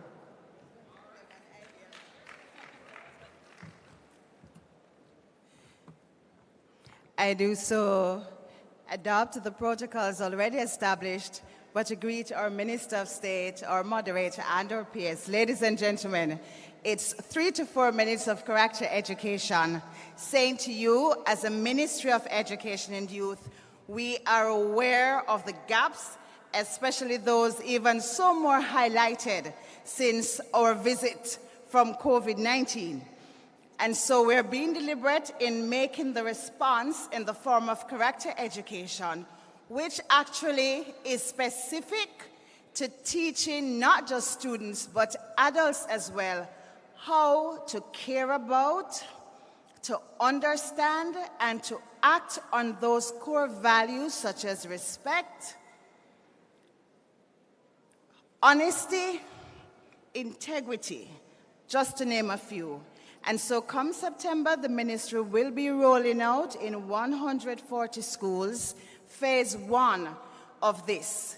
It is very deliberate and intentional in such a manner that it will not reside in any one area of your school, but will be very deliberate in our civics, our citizenship, our culture and education, health and family life education, religious education, social studies, physical education, guidance and counseling. And so it is not that any one person will say, oh, that's a guidance program or that's a civics program. It is about every single one of us, because for character to be developed, values must be taught. And so the science teacher will encourage the students to transfer the values being taught. And so when you teach the steps of decision-making skills, you will expect to see these being rolled out in your classes, be it English language, literature, social studies, math. We have moved ahead to look at those schools from the 509 schools that have already been trained in SWPBIS, the schools that have an active CIT, and a culture in education agent who has already been working together. These are the schools that we selected to move out. And so we are expecting that come September, when your school is when we pull your school in for training, then you will move with the tide, because character and education, it won't just be a school thing. It's a national thing, but we're starting in schools, the best place to start anyway. And so I think my 5 minutes is up, but I have some minutes to tell you though, when we talk about the content, the preventive aspect of character education in all the subject areas mentioned, where we're teaching the concepts and we're teaching the values, we already have in place some aspects as it relates to trauma-informed approach. And so for our teachers, you know there's a strong psychosocial component that the Ministry of Education supports.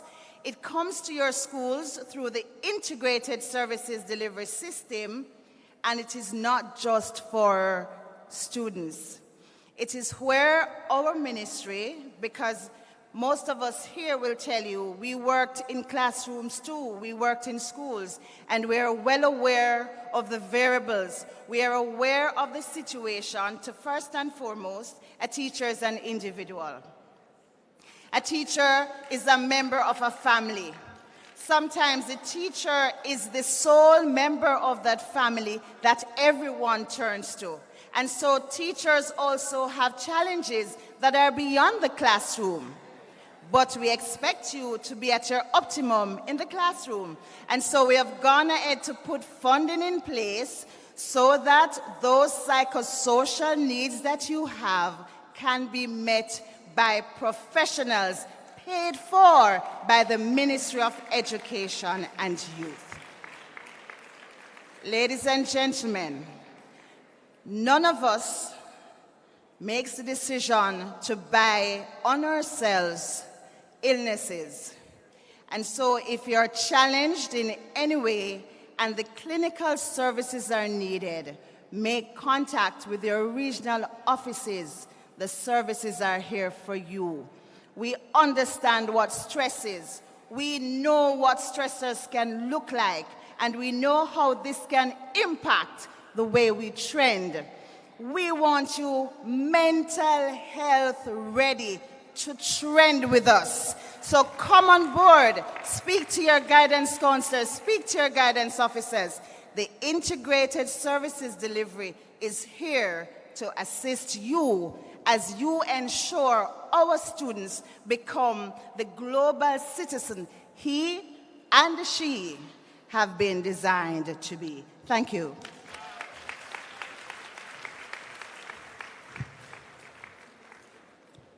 Good job. We love it. We love it. We love it. We love it. And of course, our remaining presenters will flow accordingly. So we will ask Ms. Nadine Sims, who will be immediately followed by Dr. Winsome Gordon, to come, and they will do their 5 minutes. Please make them welcome.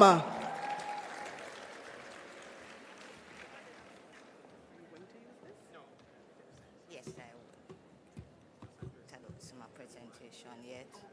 I still don't see my presentation yet. I guess you start. That's not mine.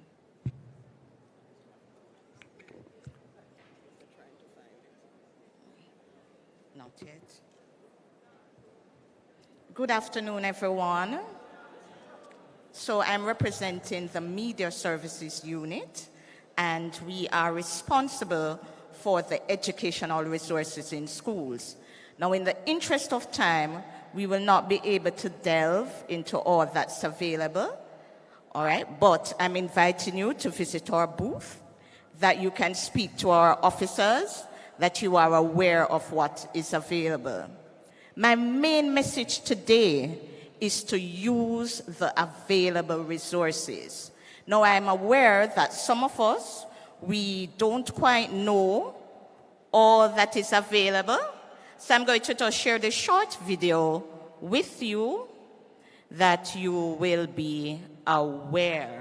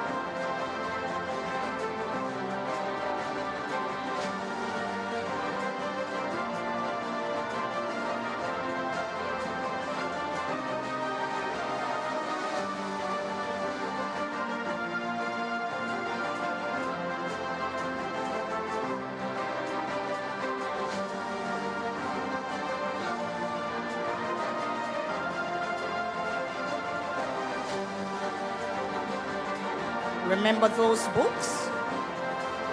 Okay. And look what we have produced with the assistance of AI.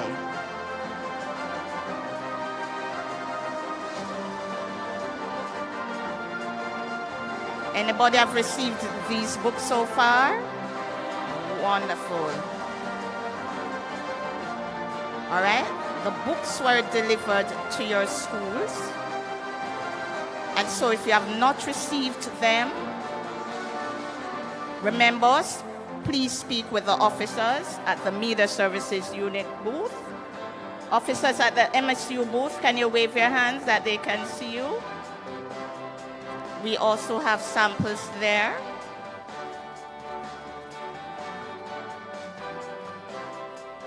All right.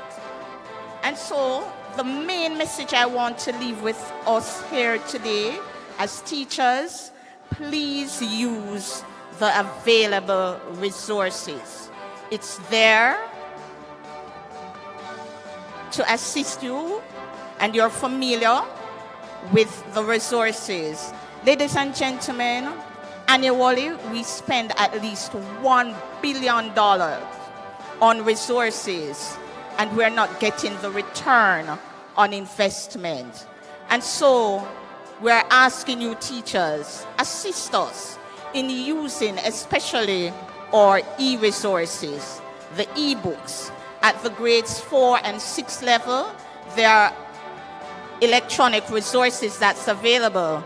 That's a listing of resources that's available at the high school level as it relates to e-books. So how do you fit in with us? We engage you as educational resources reviewers. When we're producing our audiovisual content, we got some really, really dynamic teachers, and we thank those persons. We use persons as resource persons, and of course, the main message is use the resources. And I'm just sharing with you some data, just a minute. During the pandemic, the usage was a little high, although we had 40 codes, but it started trending down. And it's very concerning to us teachers. The e-books, When we started out, it was 8.5%, then it moved to 10.1%, and now it is at 10.4%. We're very, very concerned about this, and so we're craving your support where this is concerned. Another thing, when we visit the schools, on the left and on the right, this represents what we see at some of the schools. All right, I won't even identify the school, but this is our current reality in some schools. All right, so we're asking teachers, please don't hoard the resources, give them out. We know that there are challenges. We know the students say that the books are heavy. We have heard them all, but we're imploring you, use the resources. We have developed the AMS to assist us in managing the resources, and you know that, for example, tomorrow your book list is needed for approval. Just reminding us. All right? So we are trending as it relates to resources, and this is what a sample of what we're developing for students at the primary level. It's called STEM Voyagers. Just listen for a minute.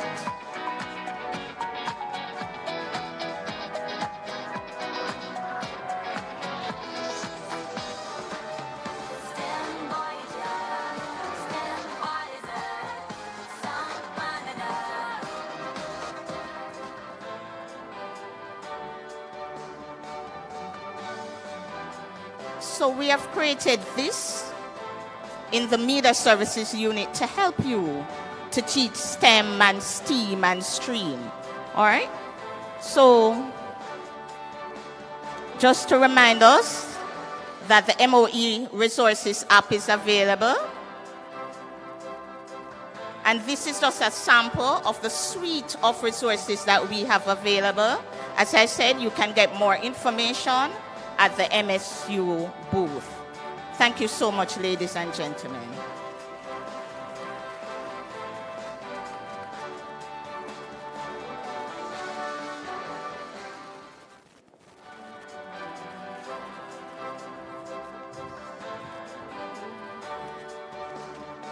Minister, Madam Permanent Secretary, this is Cassim True. Ladies and gentlemen, good afternoon. I know, like the hippopotamus, I'm standing between your lunch, and so I have to be careful. First thing, those backbenchers, the people at the back, you know, we like to sit at the back because there are some things we can do and we can't see. Those of us at the front can't see, but I can see you. So I'm asking everybody. In fact, if any of you have ever read the fine writing on the paper you get with the guide, you get with your telephone? Anybody who was ready to say, put up your hand and tell the group what you have seen on that. What have you seen? All right, let me tell you what it says. It says, this instrument has radioactive materials. You must use it judiciously. So I put away your phones and save 1 year of life. And listen to me. There are some of us who we should recognize.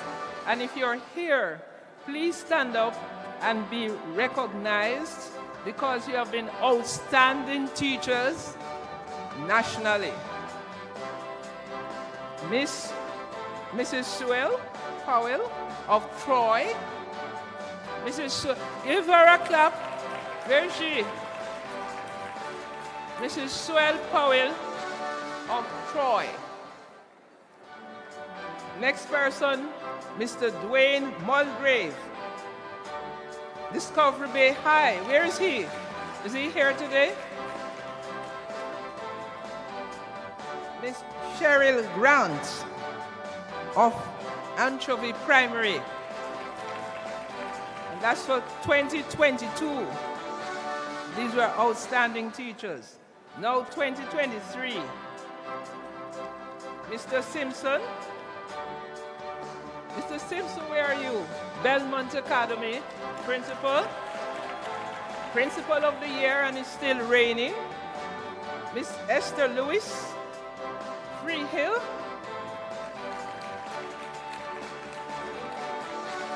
Mr. Alfred Thomas of Brownstown, principal of Brownstown High. Are you here, sir? Miss Eileen Kohal Bailey. Congratulations. Mr. Jerome Campbell. Clap and let them feel good, please. And Miss Nadia Bailey, Anchovy High. Mr. Campbell is from York Castle. These teachers have been outstanding teachers, and we need to cheer them on. And I hope that next year, anybody who stands here will be able to list more of Region 3 and Region 4 outstanding teachers. Proud of you.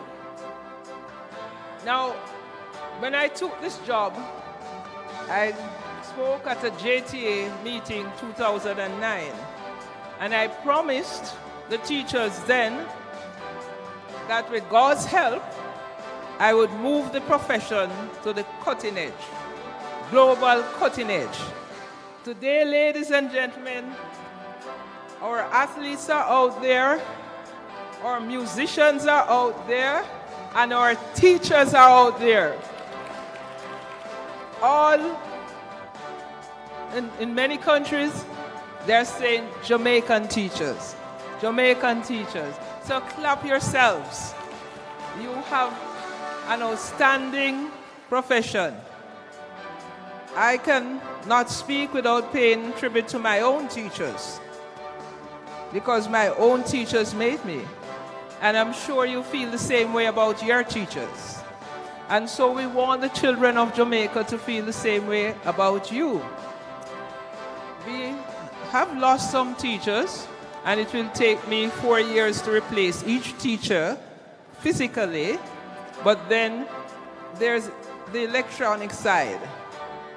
Thanks to the Industrial Revolution, teaching can be replaced quickly, not teachers. So we are working towards, we are not stopping you from leaving, and don't forget, you have to keep up your standard of professional practice, because when you leave, you have to write back to me for professional standing. Therefore, make sure when you leave, you are leaving in good grace. I'm not encouraging you to leave, and I'm not stopping you from leaving. What we are doing is training more teachers. We are making sure the profession is well equipped. Now, I am getting some feedback from the teachers who have left. They are in touch with us. And we are getting feedback from people that they work with. And when they talk about Jamaican teachers, they say they are excellent, they have good content. But there's one small problem in terms of the use of various technologies, various approaches to engage all, notice I say all, to engage all the children. There's a problem. And so, in our professional development matrix that we have now put up on the Jamaica Teaching Council website, you will find emphasis on creative teaching. This summer, the emphasis is on creative teaching. We should also bear in mind that professional development is critical Like if you're a doctor, a lawyer, nurse, things change in your profession. And when the change is happening in your profession, then you have to change. And the Jamaica Teaching Council is responsible to find out the changes and to ensure that our teachers remain on the cutting edge and not preparing to go abroad, but to remain on the cutting edge. So professional development hours are guaranteed by government. Government provides the hours. We have 3 professional development days giving us 15 hours. We have 2 weeks in the summer giving us 50 hours. Between 15 and 50, add them together, you have the minimum number of hours of professional development each year. And then we provide some additional programs that are not necessarily government-led. They could be private sector-led. 1&1 is one company that we work with. We work with the Creative Learning, Language Learning Group. We work with several countries. We work with the Commonwealth of Learning. We work with some other agencies, OAS, UNESCO. So we provide an array of opportunities for quality, good quality professional development. And I would encourage you all to access the programs. Remember, some of the programs are face-to-face, and some of the programs you can do in your own time. You still get your certificate. What is important is that you're a registered teacher. Please ensure that you're a registered teacher. And if you were in the system in 2009, go to the registration portal and update your registration, update your information. If you don't do that, when you're ready to retire, then it is going to be a long time to it will take a long time to put your documents together. So it is for your personal benefit that you ensure that the information in the register is up to date. And nobody has to go to seek for information, search for information when the time comes, as it comes for all of us, to retire. So teachers, this summer, we'll be trending up. Summer is really a summer when we are trending up. We will be boosting learning experiences, because I don't want, the PS not listening to me, but we don't want to say our teachers are outstanding and the performance of our students not aligned to the quality of our teachers. That's a long way of putting it. So teachers, let us manage our own performance. Check and balances. When you're finished with your class, ensure that you check. We do the check ourselves to see how many children have learned. There's no one method to teach a class. If you want every child to learn in your class, Dr. Flowers will tell you, you need a variety of methods. So we have to have good tools in the kit, because the shortcoming of our sector is not that we don't excel. We excel in parts. Here you are. You're an example of how Jamaican education system has excelled. But there are those who have not achieved. And those are the ones that challenge us. So teachers, as we leave here today, we leave with a feeling, strong feeling, that education is for all. And transformation means we are teaching all. It means every child in my class will learn. 2% out of 100 is 2% of achievement, is not a failure. We have to take the failure out of our system and talk about achievement. If we don't, then they will really fail. And the scammer has failed, but certainly not with your accounts. So let us not continue to produce failures. We are going to produce successful students, and your professional development this summer is going to focus on successful practice for all. Enjoy your lunch.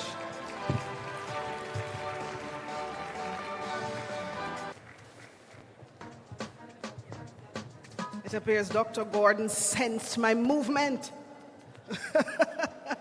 We thank you, Ms. Sims and Dr. Gordon. Please put your hands together for the ladies again.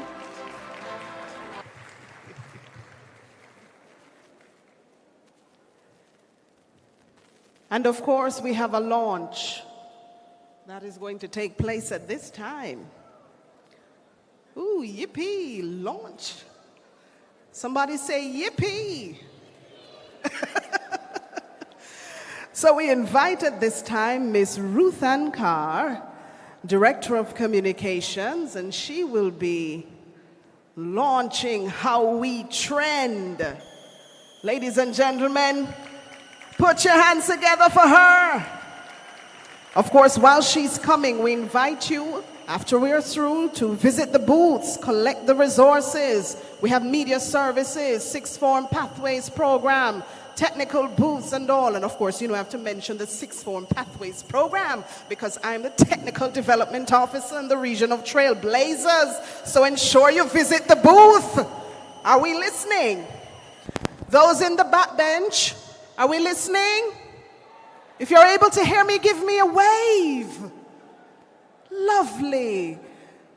Miss Carr, the microphone is yours. Good afternoon, everyone. No, you have to sound as excited as I sound. Don't I sound excited? Do you know why I'm excited? Because education is trending. Aren't you happy to be associated with education and knowing that you're educators who are trending and bringing about the change? No, man, it doesn't sound like that. Quickly, let me hear from our innovators. Love how that sounds. And our trailblazers.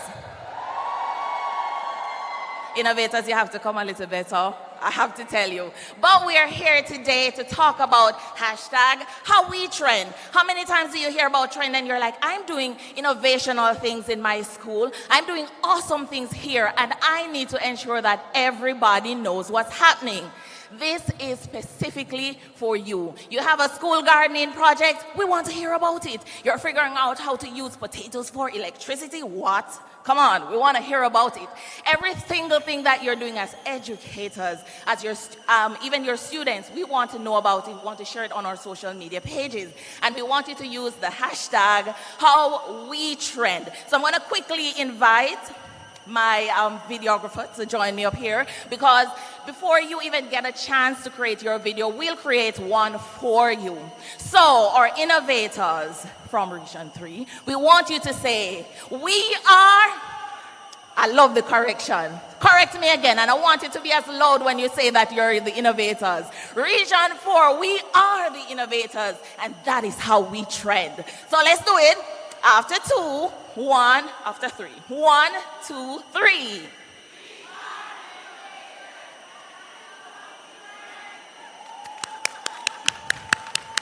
Good job. Our trailblazers, are you ready?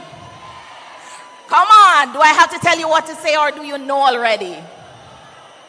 You don't need me? So let me count it off, and let's go. 1, 2, 3.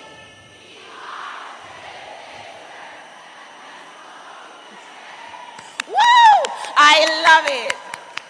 Thank you so very much. You will find out more information about this on all our pages. Do visit our Trend website, trend-ja.com.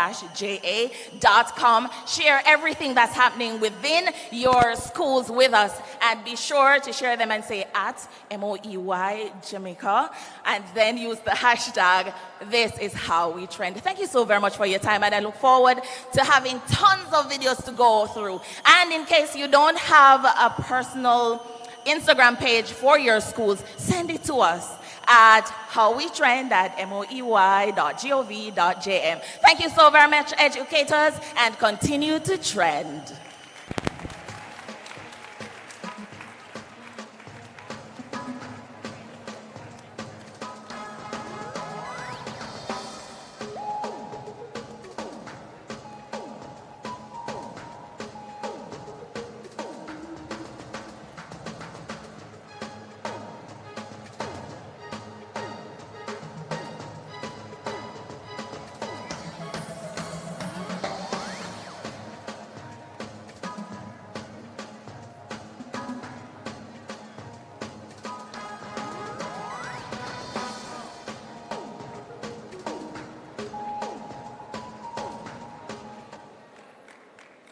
Put your hands together again. This is how we trend. All right. So we have some goodies. Remember we gave some questions? Well, we have winners. And before I announce the winners, we invite your teachers, if you have your questions, recommendations, send them to us at How We Trend. The email address you received earlier, send them to us and we will respond accordingly. Okay? Because we know there are a number of questions, recommendations that you have. We want to hear them. So send them to us. Remember, you must use your MOE school's email address to send us these questions and recommendations so we may respond accordingly. All right? Excellent. So we're going to invite at this time our Minister of State, and she will be assisting us with, of course, handing out our first prize. Drum roll, please. No, you don't use your hands for drum roll, you use your feet. But of course, a lot of heels are in this place, so we're not going to hear the drums. Or you can use you may use your laps. Drum roll, please. And the winner of our first set of questions, Mrs. Tamara Samuels Daly. Oh, what? She's at the front. Please make your way up. Woo!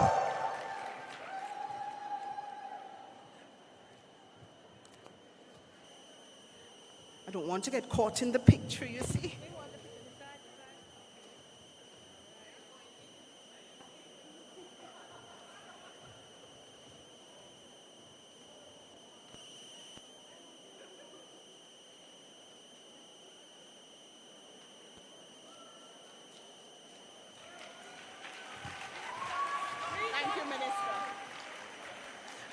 I hear she ballowed Region 4. And of course, our second winner, we're going to invite our permanent secretary to issue this gift. Isn't she lovely? Isn't she wonderful? Isn't she pretty? Love it, love it.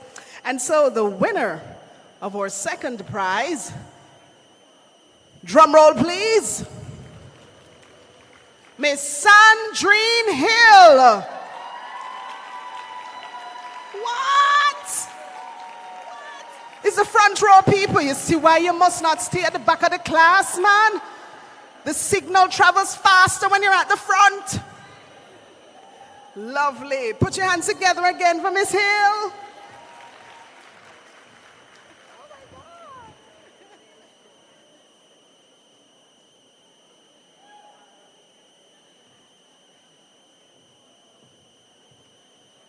And P.S., we don't want you to leave because we know you have a powerful charge for us all. Ladies and gentlemen, please make welcome our vivacious permanent secretary. Thank you so much to our moderator. Good afternoon, everyone. Good afternoon to my trailblazers. Good afternoon to my innovators.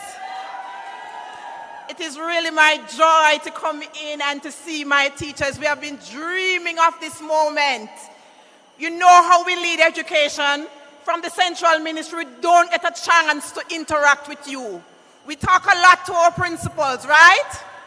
And now under transformation, it is different. It is time to talk with you.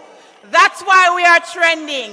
I'm so happy as well to see my colleagues on the platform because we were all like you. I started out 24 years ago as a young teacher, sitting in an audience similar to this, and was inspired by persons working in the Ministry of Education. And I said, I'd love to do that one day.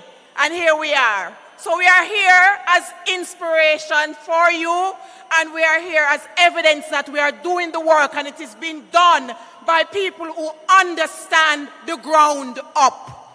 It is not a top-down transformation. So I want all my educators behind me just to stand. These are all teachers. Stand up. And I know my minister is a legal luminary, but the teacher made the luminary, right? So Minister Smith, hush, you're not in the best profession. We do apologize. But we celebrate her nonetheless because we created her. We are the nation builders. We are the social entrepreneurs. Just in case you didn't realize, we are the magic in the moment. We make the difference in our lives of our children. Nobody else. You check the research. We talk about the leadership. Yes, we know the value of the leadership, but in your own right, you are a leader. You are leading that classroom. And I remember as a young teacher in the college, I was told that the banks used to come after our teachers because when we leave, you are already leaders in your own right, and you can lead in the banks and you can lead in the insurance companies. You are an instructional leader in your own right. You are an instructional expert. You are an ordinary, you're not dibby-dibby, you're not normal. And so on the transformation, we are going to be having conversations like this. We are coming to you. We want to hear how you trend because we know you have a lot to offer our boys and girls. And so this morning, today, is designed to talk to you about what we have been doing. And my team members have said it. We have been fixing things inside because we know when we don't serve you how you feel. And it pains my heart when you write to me and you say, I did not get paid. It pains my heart when I hear you say you don't have the resources to teach. And we are bringing it into focus today. If it's one thing we gained from the pandemic, and I must say, I led as CEO throughout the pandemic. It was the hardest 4 years of my career. But one thing I can talk about is the gains from the pandemic. This Jamaican education system has never been so resourced in no other period than now. Just in case you don't know that. If you go on the website, you will see a suite of lesson plans. You said to us, it is too hard to write so many lesson plans. And we went back to the drawing board. And I signed a contract to engage teachers like you to write the lesson plans. And now we have over 700 plans that are localized, developed by people like us, and they're on the website for you. You don't have to start from scratch. You said to us, take away the administrative burden, we want to teach. And so we went and said, let's develop these lesson plans, and they're available for you. When the pandemic hit, we had the tablets going out, and you said, no, it was a negotiated benefit, and it was not appropriate. And the ministry invested $2 billion in getting laptops for you. $2 billion. Resources. We're not starting from a place of lack. We are going to make the best of what we have. Is it sufficient? No. But we are not starting from ground zero. We talk about books. You heard Ms. Sims. Last year, we spent $2 billion getting materials into our schools for teaching and learning. And this year we are spending another $1 billion. You see those workbooks? And you see that ugly picture that you saw there? We put it there because we want you to understand that it's a lot of money that we are investing. So, your principals get some money to run the daily operations, but some things are centralized. So resourcing for teaching and learning, we do augment what is sent to schools. So I want you to realize that books are available. But teachers, I know that some of us are not accessing. We spent $89 million to get you the Microsoft 365. $89 million. I signed a new contract this year for another 89. So you can get access to the suite. And we know that some persons have not accessed. And we said you can download it to up to 5 devices. And you only need the internet once. We procured learning resources for grade 4 students.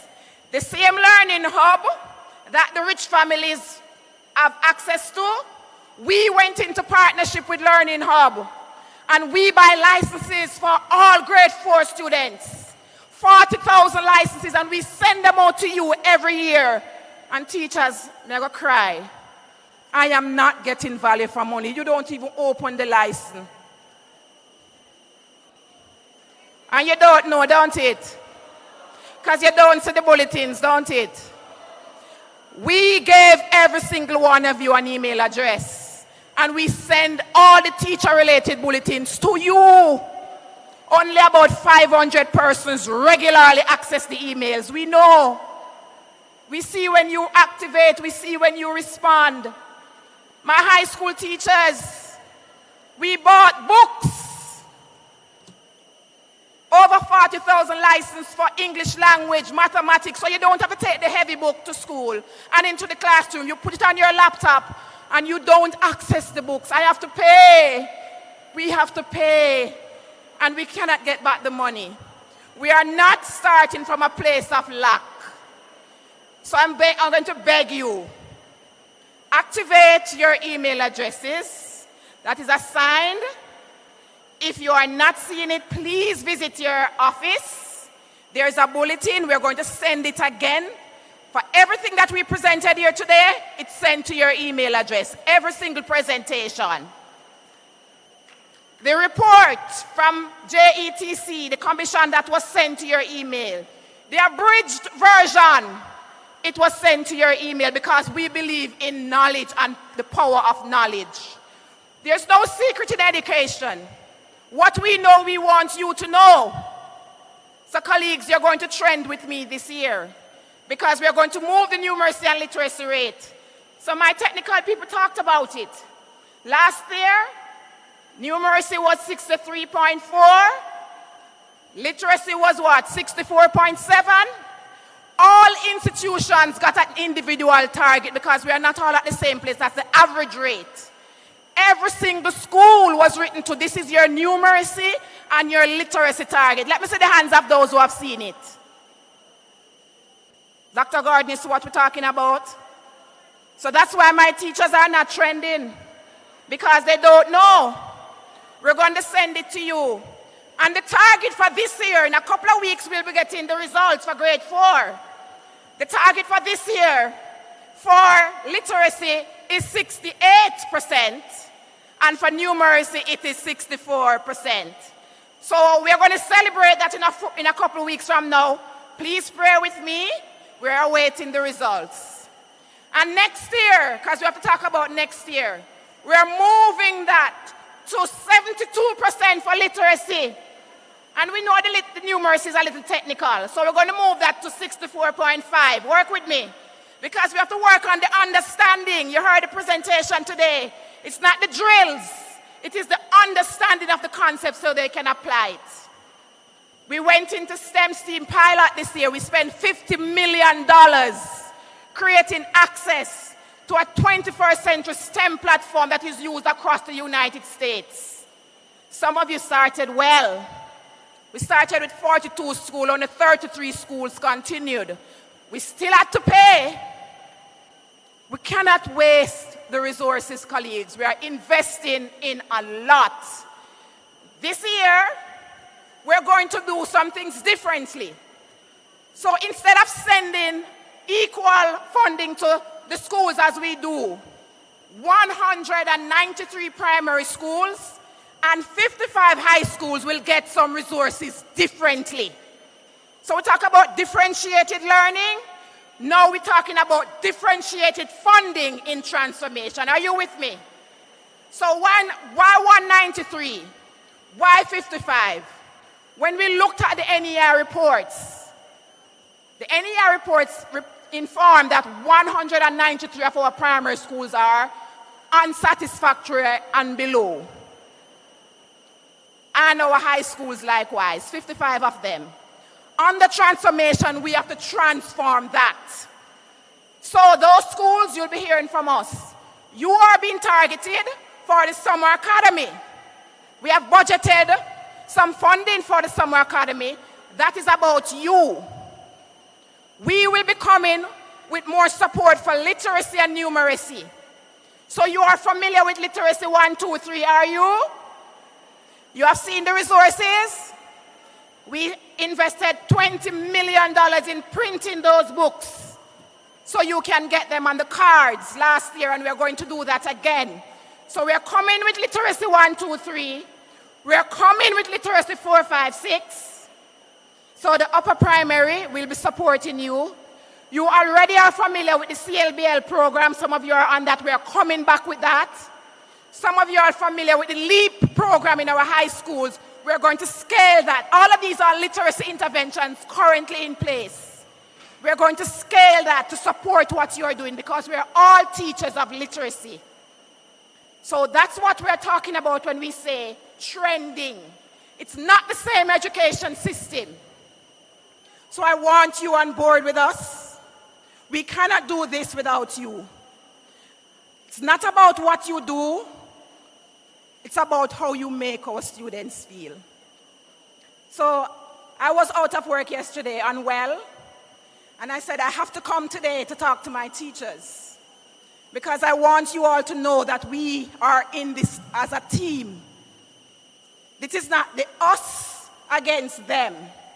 This is not the ministry and us. We are the ministry. We are a team. And we need the team approach to make Jamaica work. There is no them and us. There is the we. Too often we hear that. And it is believed that you don't belong to the ministry and it operates somewhere differently from you. We have to debunk that under transformation. We are the Ministry of Education. When I say team, M-O-E-Y, we are talking about us. You are my team. You are the legs and arms of the ministry. We cannot do without you. When we talk about performance, it's about you. So we are the ministry. So I want to leave that on your heart. And when you go back into that classroom space, somebody said it earlier, the variable is you, but a part of that variable is the love. We have lost it.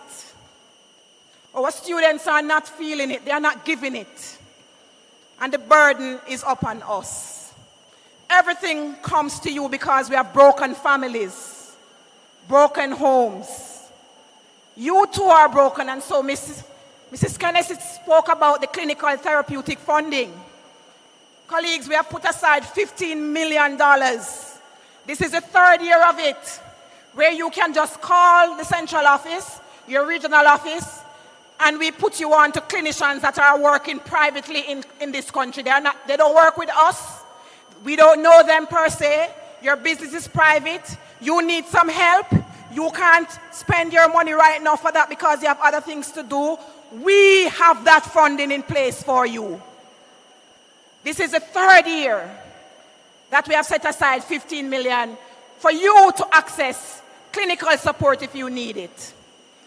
If you need it, talk to your regional director before you go today, because your mental health is also important to the success of the process. So finally, I want you to recall what made it work for you and what caused you to come into the teaching profession. When I was growing up, I wanted to be an accountant. I grew up in an inner city family, inner city community. It's a single mother, no father, I don't even know him today. I did not go to a prep school. I did not go to a traditional high school. I am not the norm, I am perhaps the anomaly, standing before you today as the leader of the education system. We can make this happen for the normal, for the average. I went through a normal community school. I walked to school. But I'm going to tell you what made the difference for me. It wasn't my home.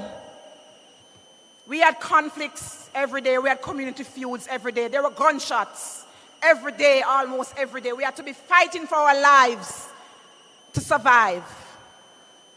There were many days that we never had food on the table, my sister and I. My mother had a little stall at the gate. We operated that. Now we can say she was an entrepreneur, for the pretty verbiage. As a child growing up, we didn't know that. But my teachers, my colleagues, I'm speaking from my heart. It is the teacher that will make that difference. It wasn't my primary school, I must say. But when I transitioned to high school, I went to Trenchtown Comprehensive High School. I didn't get the common entrance. I'm talking my story because I want you to understand that every child has an opportunity to excel regardless of where they are starting from.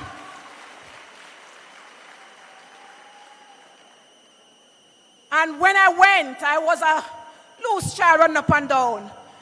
And it so happened that I did my assessment the first term of high school, and I came first in the class. I don't know it happened, but it happened.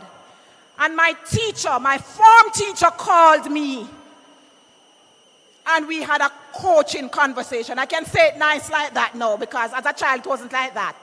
But now that we are learned, she counseled with me, and she caused me to believe. She spoke about my potential and what is possible if I believe. And that support was layered around me as a child growing up. When I transitioned to grade 8, I was watched, and I wasn't perfect. I was a normal child. I walked home and I walked to school. At grade 9, I met another teacher. Her name is Miss Campbell. I still call her today. She's still in my life. For every big moment in my life, I call her before I make any decision. That's the value of a teacher. She made me believe even more. As a little girl, she called me one day and said, there's an essay competition from the Electoral Commission and I want you to enter. I said, me? And she said, yes, you. And she worked with me. And I did not win the competition, but I was mentioned as an honorable mention. And I came on TV. 16 years old, walking across the screen, and it was a big thing in my community. So right there and then I was set up, because now I cannot fail. And so I had my community around me, because there was no other hope, no other inspiration.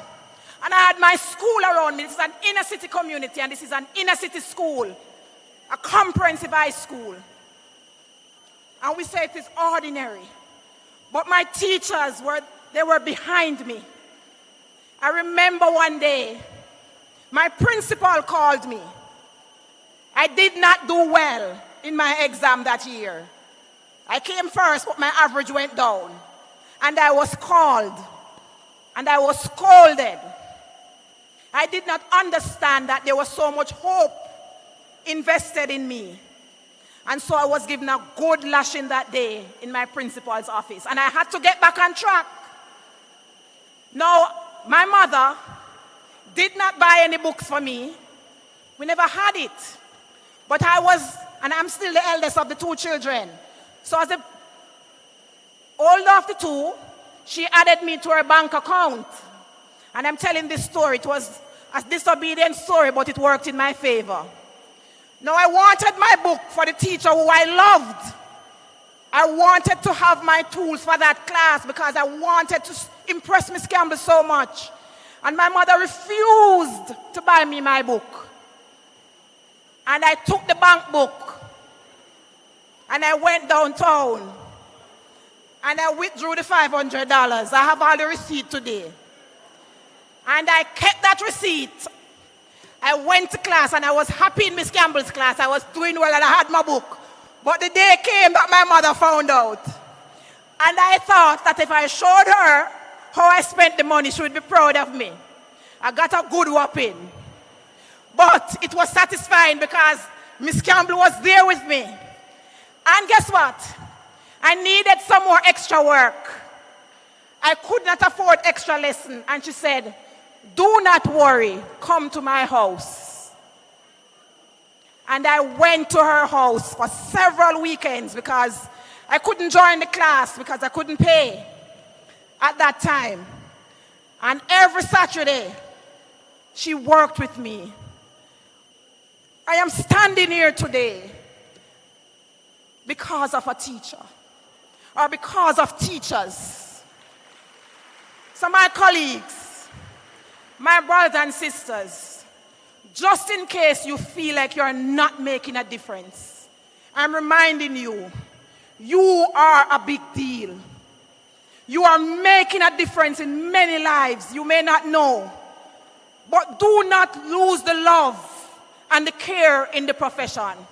That's why I was drawn to teaching. When I left high school, I said to Miss Campbell, I want to be like you. I want to give hope like you. I want to enable people like you. And I went into teaching and I am still a teacher. Once a teacher, always a teacher. Colleagues, do not give up on Jamaica. In your small corner, you are that transformer. In that small corner, you are the difference maker. In that small corner, you are the nation builder. In that small corner, you are the social entrepreneur. You make and you design and you gauge and you support and you enable lives. We stand on your shoulders.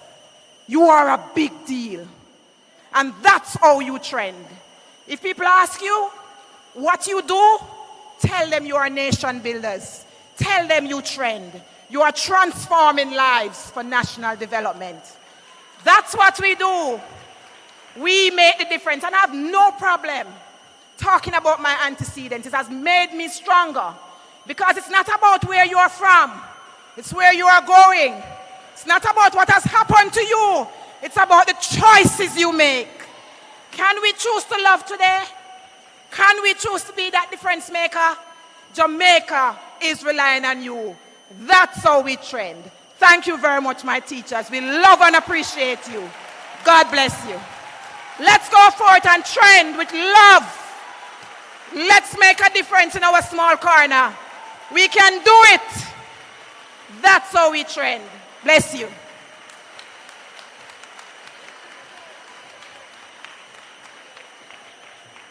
What a word. All that is left is the altar call.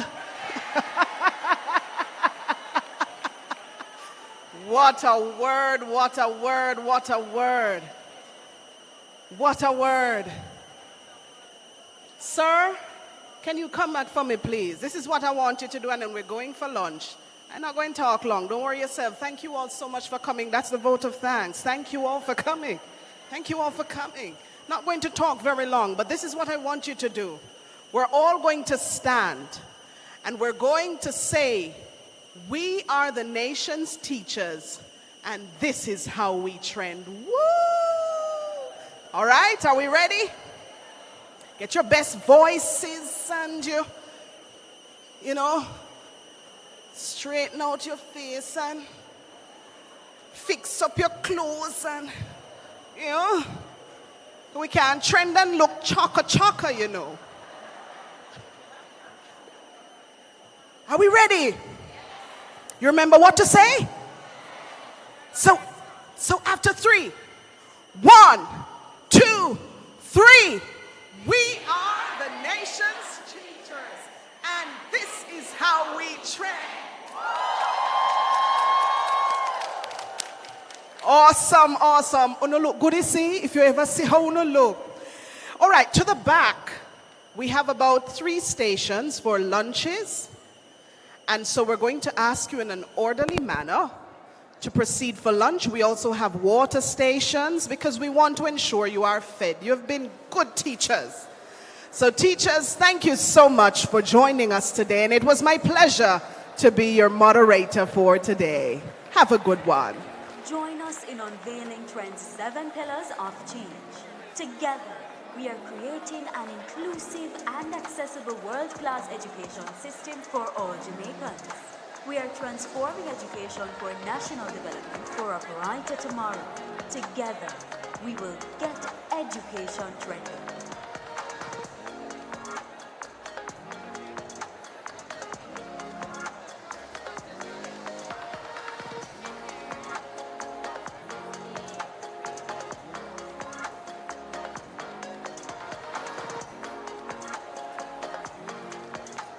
Watch the trend, pick up the trend. This are the trend, we are the youths them. Watch the trend, pick up the trend. T-R-E-N-D. Today marks a historic moment as we unveil the Transforming Education for National Development, or TREND campaign. TREND is our long-term plan to reshape education in Jamaica by 2030, creating an inclusive, world-class system. It's centered on the 7 pillars of change. Number 1, governance. Number 2, early childhood education. Number 3, teaching, curriculum, and teacher training. Number 4, the tertiary sector. Number 5, technical and vocational education and training. Number 6, infrastructure and technology. And number 7, finance, meaning the financing of education. Through TREND, we will raise public awareness as we drive meaningful change. Let's unite on this journey because the future of Jamaica depends on the excellence of our educational sector. Together we train for a brighter tomorrow. Watch the trend, pick up the trend. Check 1. This are the trend, we are the youths them. Watch the trend, Check 1. pick up the trend. T-R-E-N-D. Pick up the trend for education, teachers and the students. A fully bright future, yes, that are the new trend. Better governance, partner with